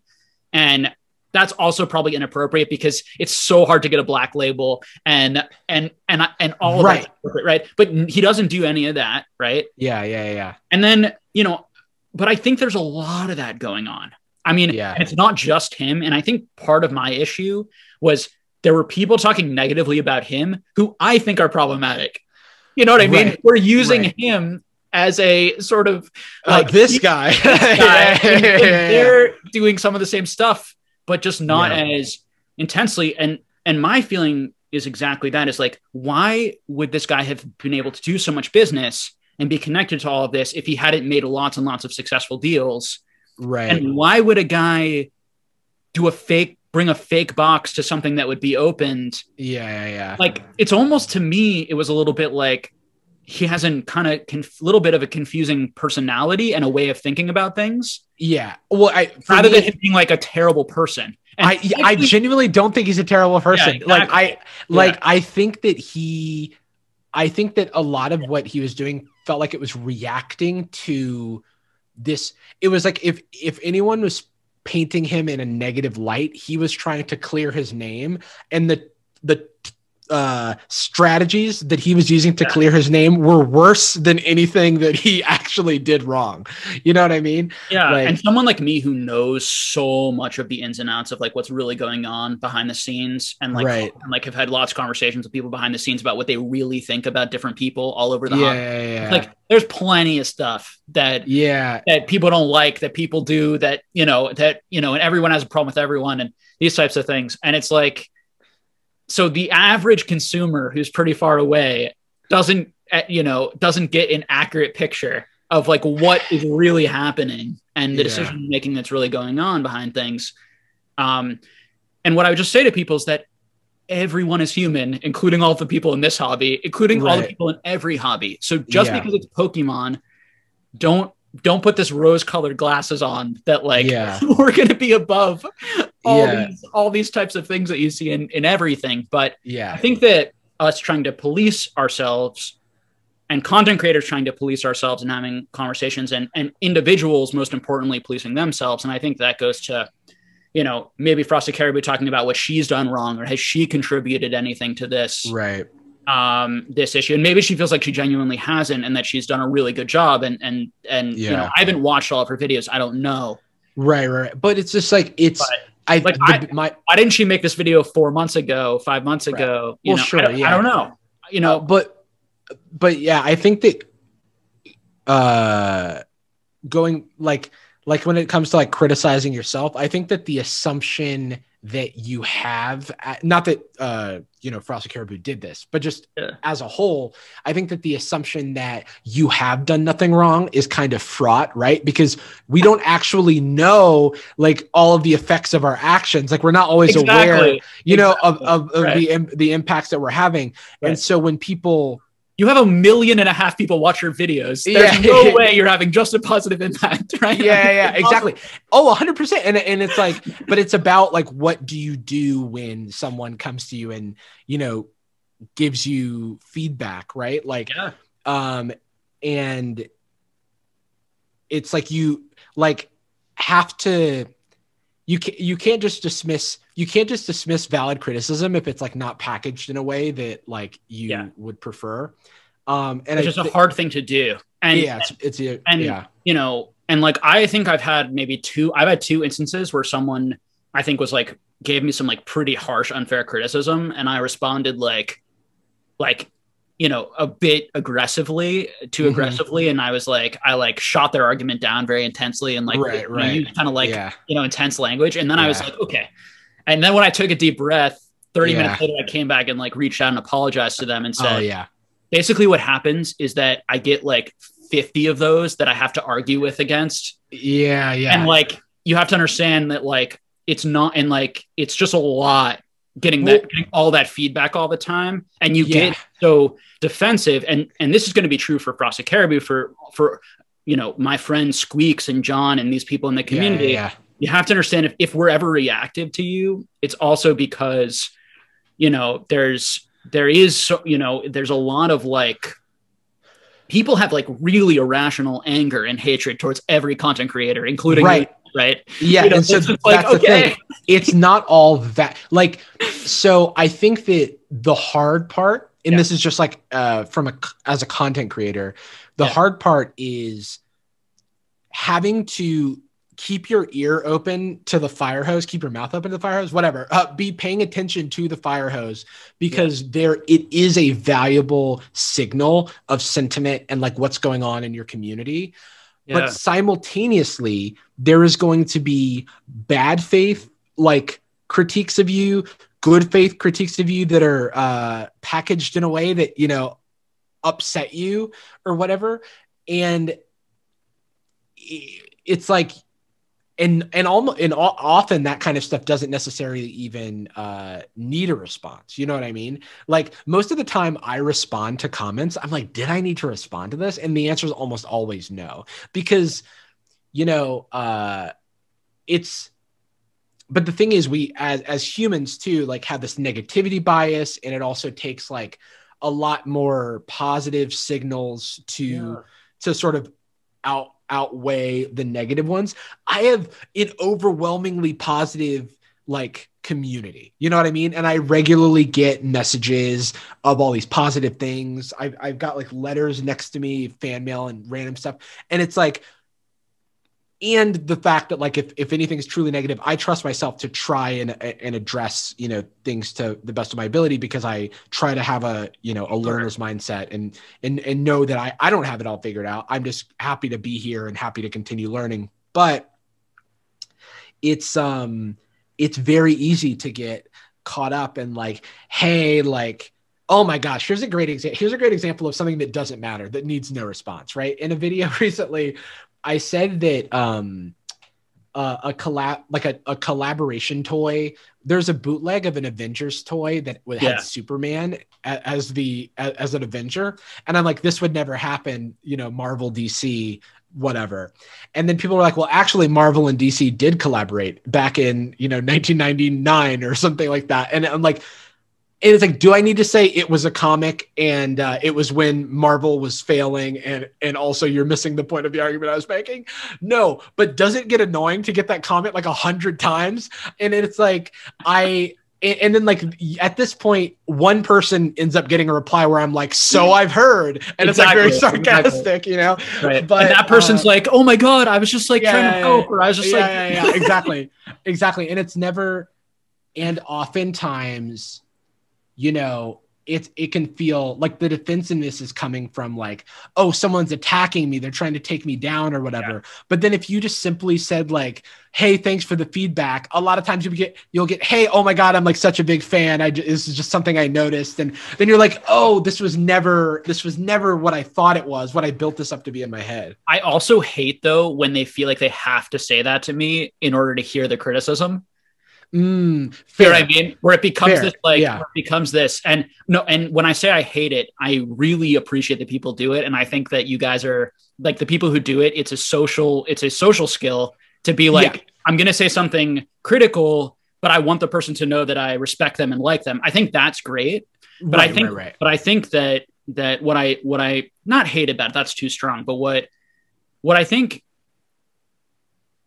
oh, maybe I'm wrong about this actually now that I'm thinking about it, because maybe it is a good thing. Because what I'm thinking is, so I think that what can happen is, actually, I want to say something slightly different. And Sure. and what I think is really important is this idea of pedestaling, like you're a content creator and famous person, to make a slightly different point. That's something I think about a lot, is like, how do you constantly take yourself off this pedestal while also like being confident enough or accurate enough that people actually are willing to trust you and listen to you. Because on the one hand, it's like, well, if I'm not a Pokemon expert and I'm not on some sort of pedestal of someone with a lot of knowledge, like, why would anyone listen to me? And I want to be listened to, and I want to grow a following, and I'm competitive, and I want to be a prominent voice. But then I'm like, well, that stuff's kind of stupid. I should just want to be me and do the best I can and try to enjoy the ride. The usual stuff. Someone who I think is amazing at this is James from Z&G Emporium. Yeah. I think that he's so great at taking himself constantly off the pedestal. And I think it's because he's not an insecure person around this sort of stuff. Look, I'm more insecure than he is, and more around my abilities as a human being. Right. And so it makes me, I don't think arrogance is a fair word, but I think it's more, I think appear arrogant for sure, but I think it's more that I'm very like, I want people to think that what I have to say is going to be valuable to them, and they should. Right. And I put so much effort and time and work, and I want respect, and I want to be seen for that, and I want to prove those things. And you see someone, we shouldn't go into politics here, but you see people who get so far ahead by basically saying, I'm amazing, or I'm this, or I'm that. Right. And how effective that is. And one thing I want people to think about the content creators they watch is this sort of like fake guru-y thing that can happen with the content creator, either like in your space where maybe you become, and I know you do a lot of different types of content and a lot of different types of commentary that I saw, but let's take your commentary on like other YouTubers. Like either they take you as like the moral, ethical guru of the world, where like you know all in the world and everything you say is exactly right, or I know everything in Pokemon, or some of these other creators know everything. And I do think that if your audience can disagree with you and has that healthy back and forth in relationship and feels like they don't need to, going back to that earlier point, like butter you up before they say something critical, you're doing a really good job of that. If you feel like everyone talks to you like you're a god, and you talk down, and you have this idea that what you say is so much more important than what everyone else says, and continue that, those are those really unhealthy communities. And but it's not black and white, and it's tricky. And I think every person, as you get bigger too, and when you get like a blue check mark, and when you get, and then talking to you or being around you can get them clout. Like there's all sorts of psychological complications. There's a lot. No, I was going to say my perspective on this is like, well, to your own experience, I think that like you don't have to work hard to seem knowledgeable or trustworthy or any of that stuff, because that stuff comes out in your work, and like you're sharing in context, and it's not just like my professional opinion with no cited sources or you can say like, well, historically XYZ, you can tell that there's, when Squeaks talks, for example, in his videos, you can tell that he's like speaking from a wealth of knowledge. He's thought about it a lot and considered a lot of things. Or even like there is a manner of like, you can call back to other historical events and stuff. And somebody may go like, oh, okay, this person has tenure with this concept and blah, blah, blah. But I, as primarily seeing myself as a comedian, I'm perfectly comfortable knocking myself off the pedestal at all times, which is fun. Well, which is fine. And which is preferred for me. But there is a separate problem where I would say more often than not for people in, I guess, similar spaces to me, there's the parasocial relationship where, you know, someone feels like they know, and like I kind of consider myself as like, I'm here to like let you in on all this. Everything is like made up. We're all the same. Like, don't, you know, like, even, you know, this person in this high place is actually like a normal human, just like you and me. And we shouldn't really be putting any people like this idolatry is something that I feel like is like sort of only toxic. But the problem with the parasocial thing is more that people talk to me like they know me. Yeah. And then like the criticism, the like bad faith stuff feels like it's like what, like it's like rude in a way that you wouldn't say this to another human. Yeah. And so that is like, I think I find myself more often trying to remind myself that I am like a living, breathing person also. And that's just the sort of effect of being behind a screen and assuming that more often than not, if I respond to one of these comments with something that's very like, if I so much as see, like you get a read receipt that I've seen the message, I can get people going, oh my God, I never thought you'd see this. You know what I mean? Because it's almost like you're speaking into the void, because it's less about the pedestal existing more so than it being perceived. Right. When someone from the audience is sort of chucking a, you know, a comment over the fence, they're not thinking of you necessarily as a human being that you're sitting next to. They're thinking of you as this person who's got an audience, who knows all these people and who has all this knowledge and blah, blah, blah. So why would you even read their comment? And or they want to communicate with someone else in the comment section or the chat. Oh, and, yeah. You know, they think someone like as big as you isn't going to read through 1,000 things. So it's right. You know, so it's I imagine that's part of it too, is that people, I think, you know, and I've had a number of people, you know, there are some people where they've said something, you know, and then apologized to me later, or, you know, or these types of things. Oh my, I'm one of those. I'm like always texting my friends after. It's like, oh God, did I talk too much? Or like, was that okay? You know? Yeah. So I mean, I think, I mean, honestly, it's part of why I invited you on, because although I don't know you, you know, and didn't know you, and we talked a little bit. I got to hear you and communicate with you a little bit on Clubhouse, just to kind of hear your voice. And I've seen your videos, but I felt like you cared about these types of topics. Yeah, yeah. You know, and we would have a good good faith, to use your word, or a good spirit. Sure. Sort of conversation about these things, you know, respectful conversation. Yeah. I think that like, if there's anything that I want any content creators listening to this to take away, it's that like there are far fewer, there's so little risk to thinking about your responsibility in, basically there's more risk to not considering the responsibility that you may have given your platform than there is to consider that risk and try to like responsibly communicate to your audience. Because like at the end of the day, you don't want to be, like for example, Guru claimed that my audience attacked him on social media.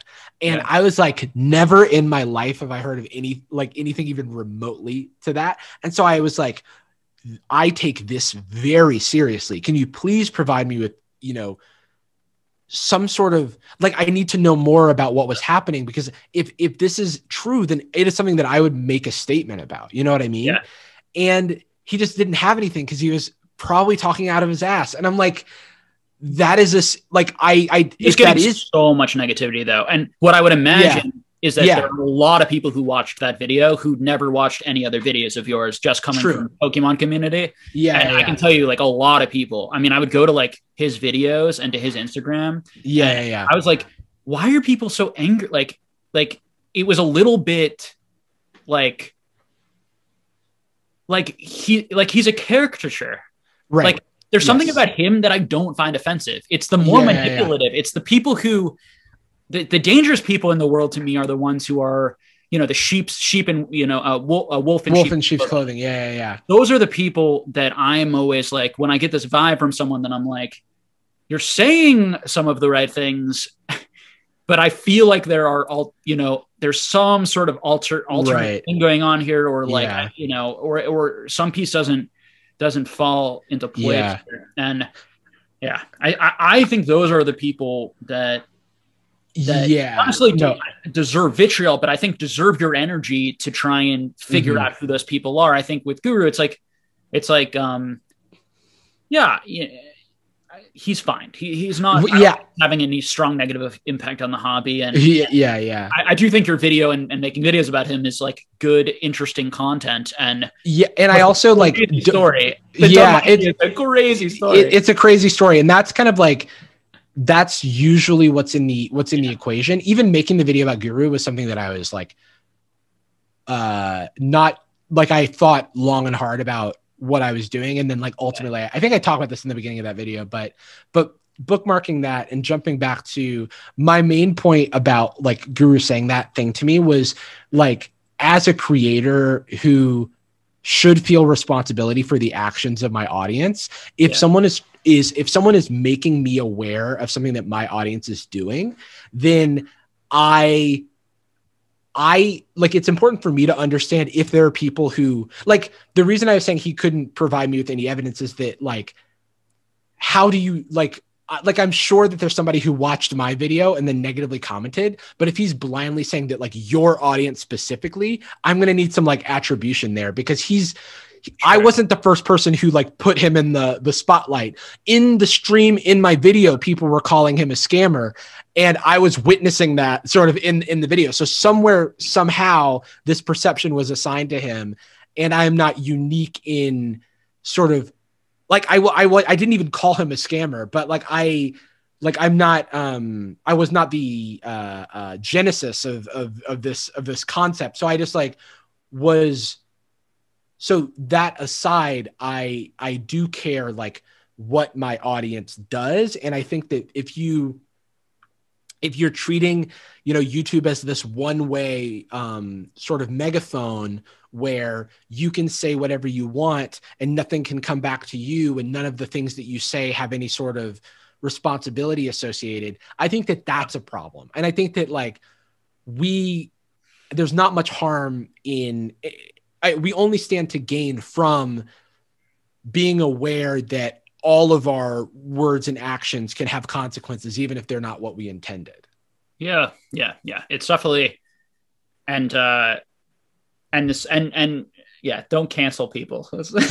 yeah. And this idea that, that's a very loaded, obviously political word too, but sure. But this idea that,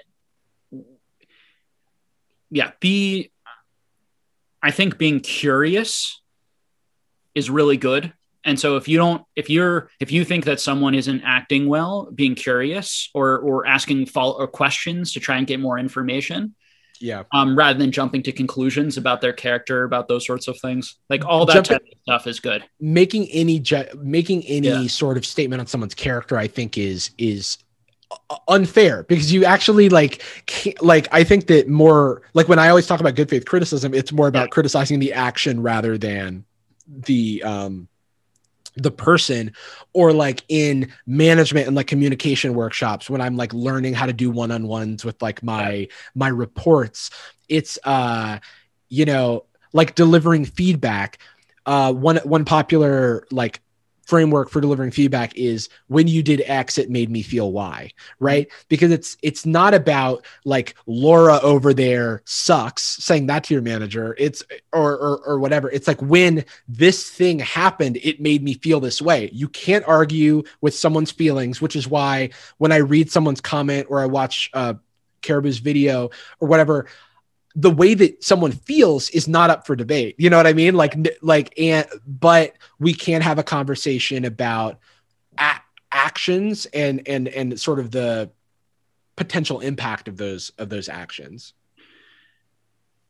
Yes. I mean, I do think though that character traits are real, but they're changing and they're fluid and they're different day to day. Yeah. And they are, to your point though, very, they're somewhat secret and they're somewhat hard to gauge, particularly when you don't know a person or haven't seen someone act over a long period of time, like how much your girlfriend might know you or your parents or really long periods of time. But I do think that if we don't talk about character and we don't question character,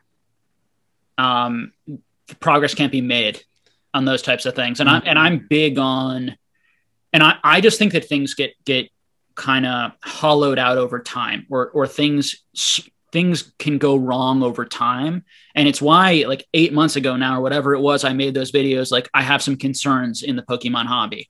And I made this video that I think probably seemed a little bit out of left field for a lot of people, because I was starting to see more scams. I was starting to see more people take advantage of each other. I was starting to see the greed sort of become stronger in Pokemon. And whenever there's a bubble in anything, or whenever, one of the biggest hallmarks is that there's more fraudulent behavior and there's more scams, because the generally the type of people those types of things attract, and also the get rich quick sort of mentality strips the ethics of like patience and like fairness, and because there becomes so much urgency, like fear of missing out. And I want to make a video on this eventually. I'm talking more about fear of missing out, but like fear of missing out can have a lot of problems for your character.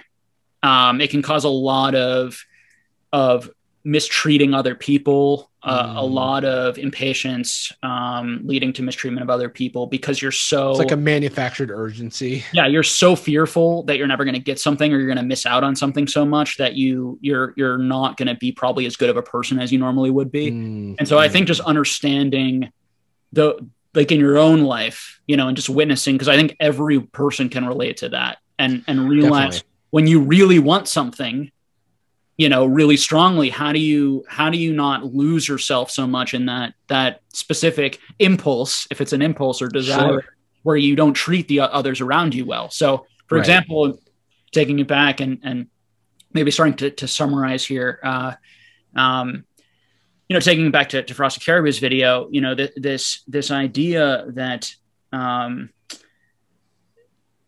I lost my train of thought, that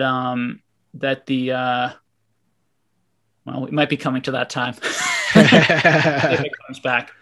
But I guess maybe to slowly start to end the conversation, and my train of thought might come back. Do you want to summarize anything around what we've talked about? Do you have anything else to touch on that? Do you want to talk a little bit about the market before we end? And I do want to ask you a little bit about your plans for your channel, if you have them and can share them, and also plans on maybe doing some Pokemon content or being more involved in the Pokemon space. So I guess first, anything you feel like adding on all the stuff we talked about before we move on from the subject? I think primarily that, like, I personally, so first, the disclaimer is that, like, I'm no expert on any of this stuff, and this is just one person's opinion, and I'm coming at it from, the perspective that I'm coming at it from. But and just to preface that, sorry, before you jump in, I do think, and part of why I brought you on, not only do you know so much about Pokemon and are engaged in this community, but I do consider you as an expert, or someone who's very knowledgeable on social media and on YouTube and these right. So I do want to give you that credit, even if sure. I guess just like I guess I'm just more speaking to the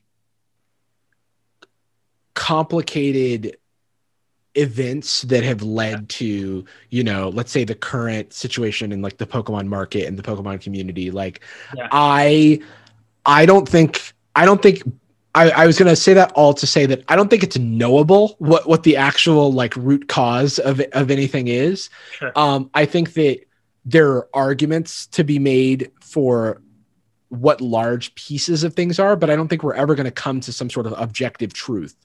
Sure. And then, so then I go like, well, what now? What can we do?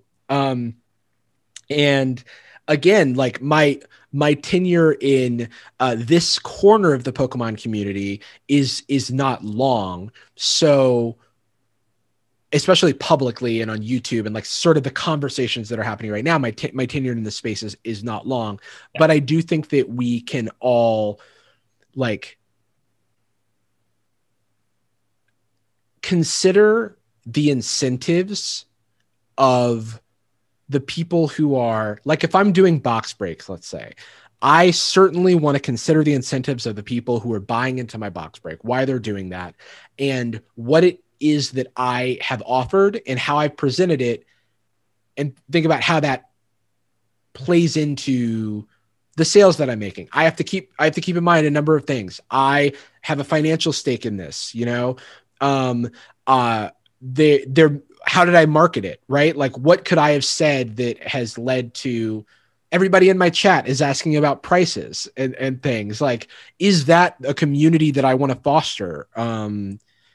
Or is that, you know, not what I want to be? Because that type of thing, it's like, it'll beget more, like the more you lean into any particular thing on YouTube, the harder it is, I think, to dig yourself out, out of it.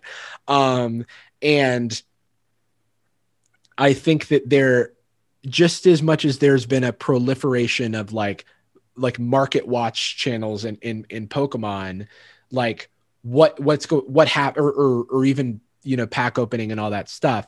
Yeah. Like, what happens when this reaches an exhaustion point? Yeah.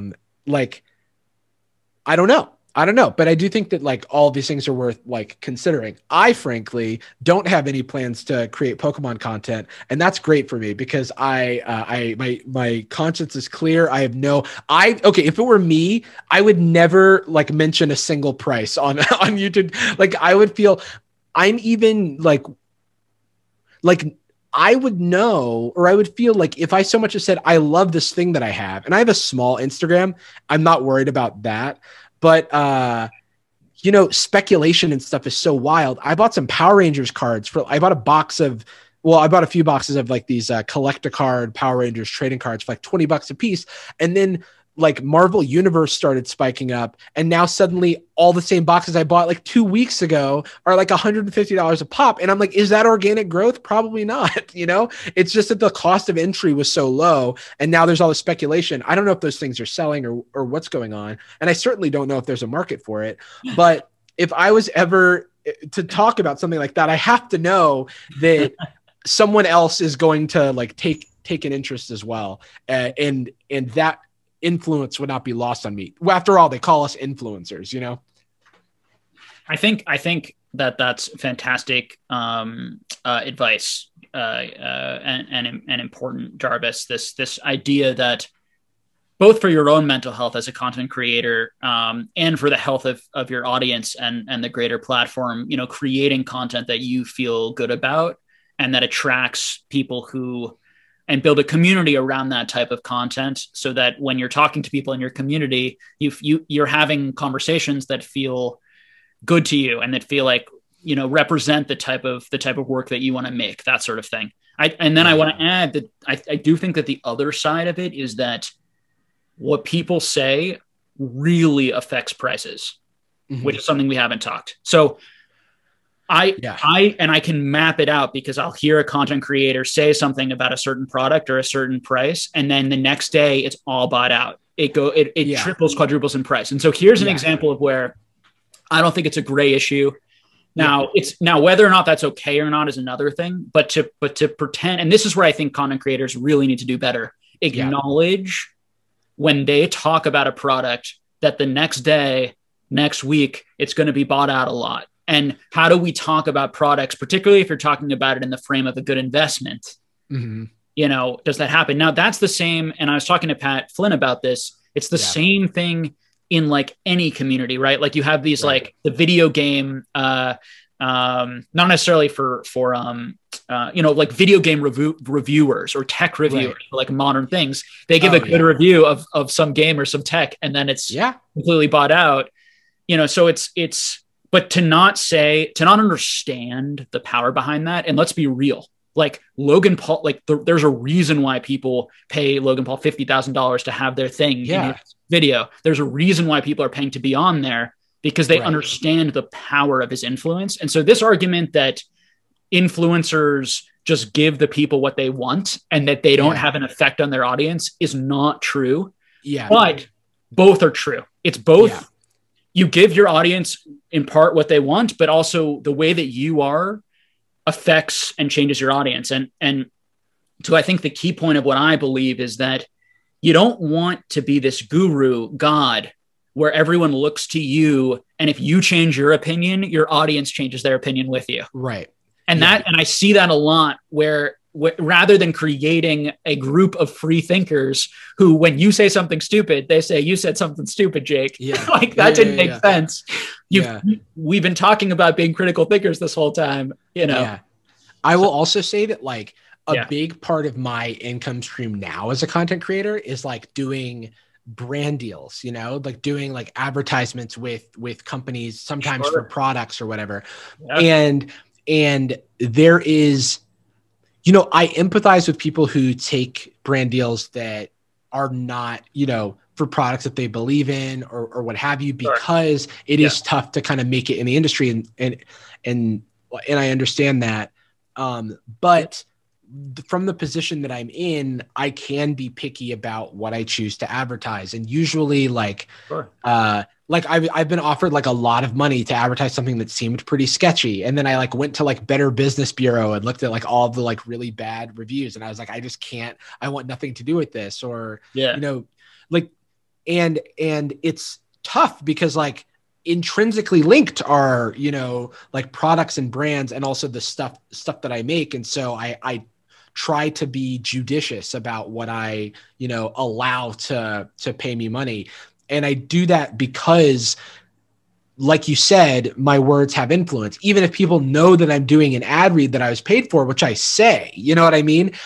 It still does, you know, you may buy this thing or that thing because it was associated with me, and that's what they're paying for. So that's to your point about Logan Paul. Because what I see that as is, I think I was saying this to Squeaks the other day, is like a Logan Paul pack is a brand deal with a proof of purchase that happens to be a pack of Pokemon cards, you know? And to the other point about the word of mouth influence definitely existing, I have watched I'm not going to name any names, but I've watched a couple of videos from people who received questions from their audience about their own influence on the market.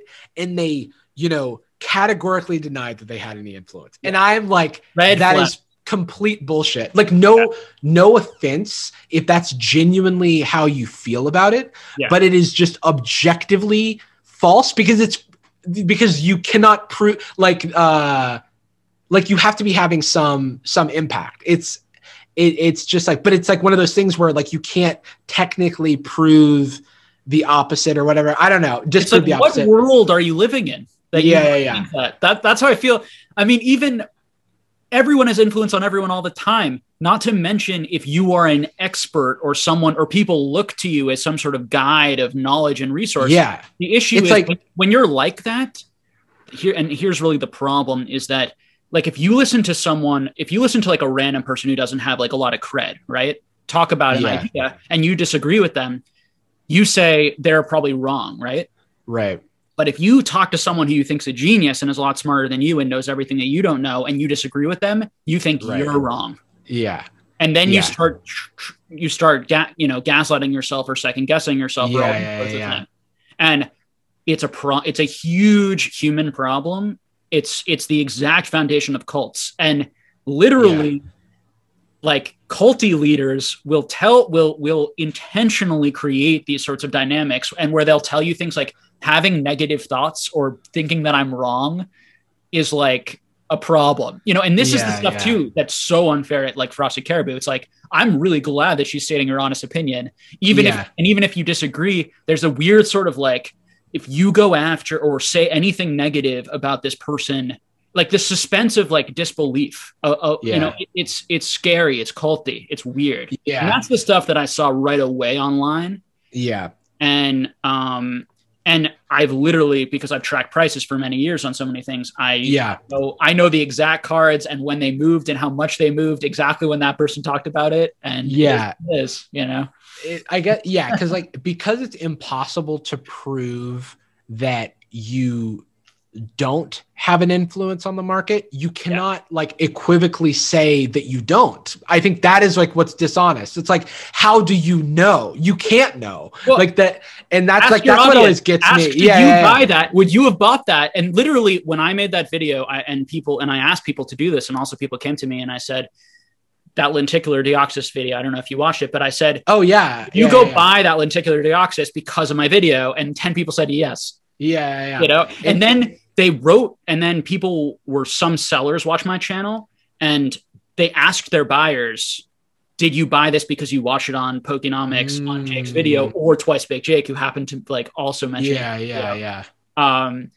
and they said, yes, that's exactly why I'm buying it. So it's like, okay, well, there you go. That's proof. Yeah. One to one, they didn't even know about that card until you you know, and if this is news to anyone, then like, why do they run ads? Why do they run ads?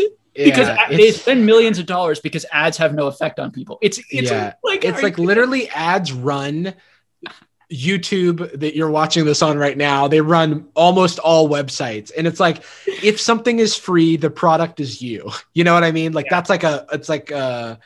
it's a good thing to keep in mind. If a person tells you, who is like some sort of expert in anything, or is like some sort of teacher or sage or giving advice, and says that they don't have an effect on the way that you think, either one of two things. Either the person is just like, as you said, like just kind of naive, honestly, about human beings, or willfully ignorant, or is insecure, uncomfortable about that fact, doesn't want to believe that, or they're a sociopath. I mean, they're like legitimately, you know, and now sociopath is it's a sliding scale. Like we all can have sociopathic tendencies, or tendencies where you are it's more easy for you to basically lie and manipulate to get what you want, or be deceitful or cheat, steal. But be careful of those people.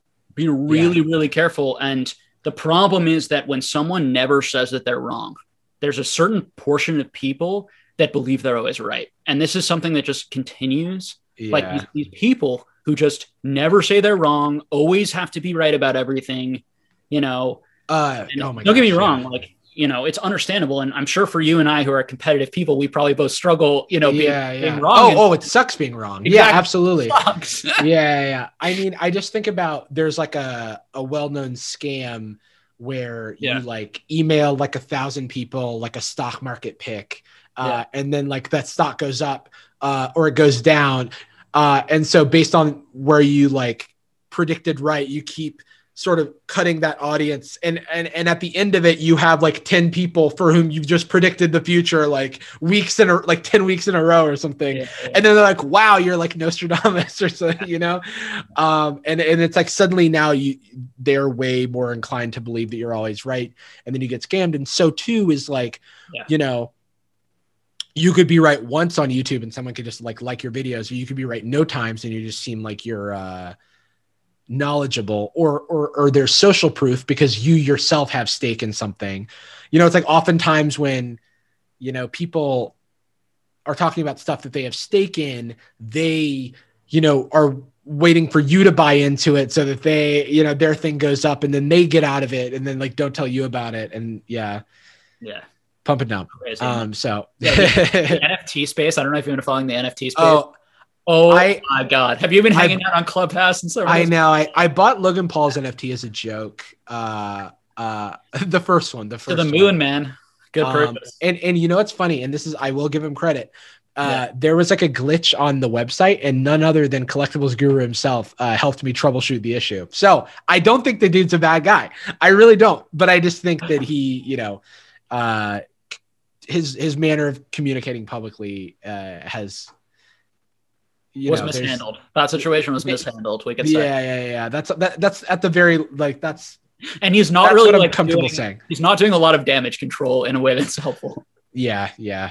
I think he means well. I think that's something. I really don't know him personally. Yeah. I was considering having him on the channel. And you know, kind of went back and forth on, you know, it's hard. Because I don't know him, it's like can I trust him? Like, you know, it's like these types of things. And it's nothing, if he's ever watches this, it's nothing in offense to you. It's just like, right. It's hard to, you just never know what someone's going to do. And, oh yeah. And it's 100%. Like, if I say something you don't like, are you going to sue me? You know, it's like, oh yeah. You know, and I have no proof that you would ever do that if you ever happen to watch this, but it's like, yeah. It's I'm extremely litigious. I'm always looking for a new suit to create. No, but anyway, I think that's like a good place to end on. Like, if you're a creator, you have responsibility. If you have one viewer, if you have, you know, 1 million viewers and beyond, like, and I guess my no nonsense take on that is like, you have influence, so like start acting like it. You know what I mean? Yeah. Awesome, man. Well, great hanging out with you. It's good to get to meet you and talk to you. Yeah, definitely. No, that was fun. I'll see you around in different chats and absolutely, Discords and whatnot. And for sure. Thank you all for those who have made it. Thank you so much for watching. Take a moment, definitely check out Jarvis's channel. It's really enjoyable content. I think I probably watched 3 or 4 videos. I watched a couple of I think I watched one of your software engineer. That's one of those videos. And I watched my Guru video a while ago. I get the struggle because like there was a time when I was like, I wish I didn't feel like I had to put software engineer in one of my titles for it to like do well. And so I can empathize with feeling like you need to lean on the numbers. And it's just and another whole topic to talk about, and I think it's important that we maybe could do a different time is and the struggle it is for really small content creators, because like to get through the algorithm, particularly if there's nothing like super like unique or like for instance, like I had a bunch of I had people who were known publicly come on my channel, and I interviewed them for clout so that people would now, one, because I think that they're really interesting and I was engaged with them, and also that I wanted to provide that knowledge to people. But it's like, how are you going to break through immediately or get any sort of traction if you don't compete with some of these channels? And I don't know if we have any answers, but I used to think that you were competing directly. I now have a separate opinion, but it'll have to be, I think that like, you know, if you're enjoying yourself, then it's a little bit like, if you build it, they will come. I think harder than building an audience is building an audience sustainably in a way that you like enjoy and are on board with, because you wouldn't like, if you're in the clout, if you're like just doing it for clout, you don't do Pokemon because like the niche on YouTube isn't a large enough market, but there is like places to definitely true. You but like, it's like, you can kind of, YouTube is a platform that does not reward uniqueness. It rewards like the same, like it rewards like trends, because it's way easier based on that sort of that gambling metaphor I was making earlier. It's way easier to go, oh, this is another video that's this type of video. Let me just shove this giant like cohort of people that I know like that type of thing at it and see like what sticks. Whereas if you make something where the audience is yet to be developed or yet to be identified by the recommendation system, then you're in a harder place. It takes time, you know. Like most people I know who blew up on YouTube were trudging it out for some period of time to a very small audience, and then one day they like, you know, it's like to the moon or whatever. So stick it out if you're enjoying yourself, and you won't regret it. Well, great advice. Thank you again so much for coming on. If you like the content, subscribe to the channel. Please like the video, and please subscribe and follow and support our friend here as well. Okay. Oh yeah. Or don't, you know, no pressure for me. Definitely subscribe to this channel though. Awesome. Okay. And hopefully we'll talk again soon. Yes. Take care, man. All right. Take care.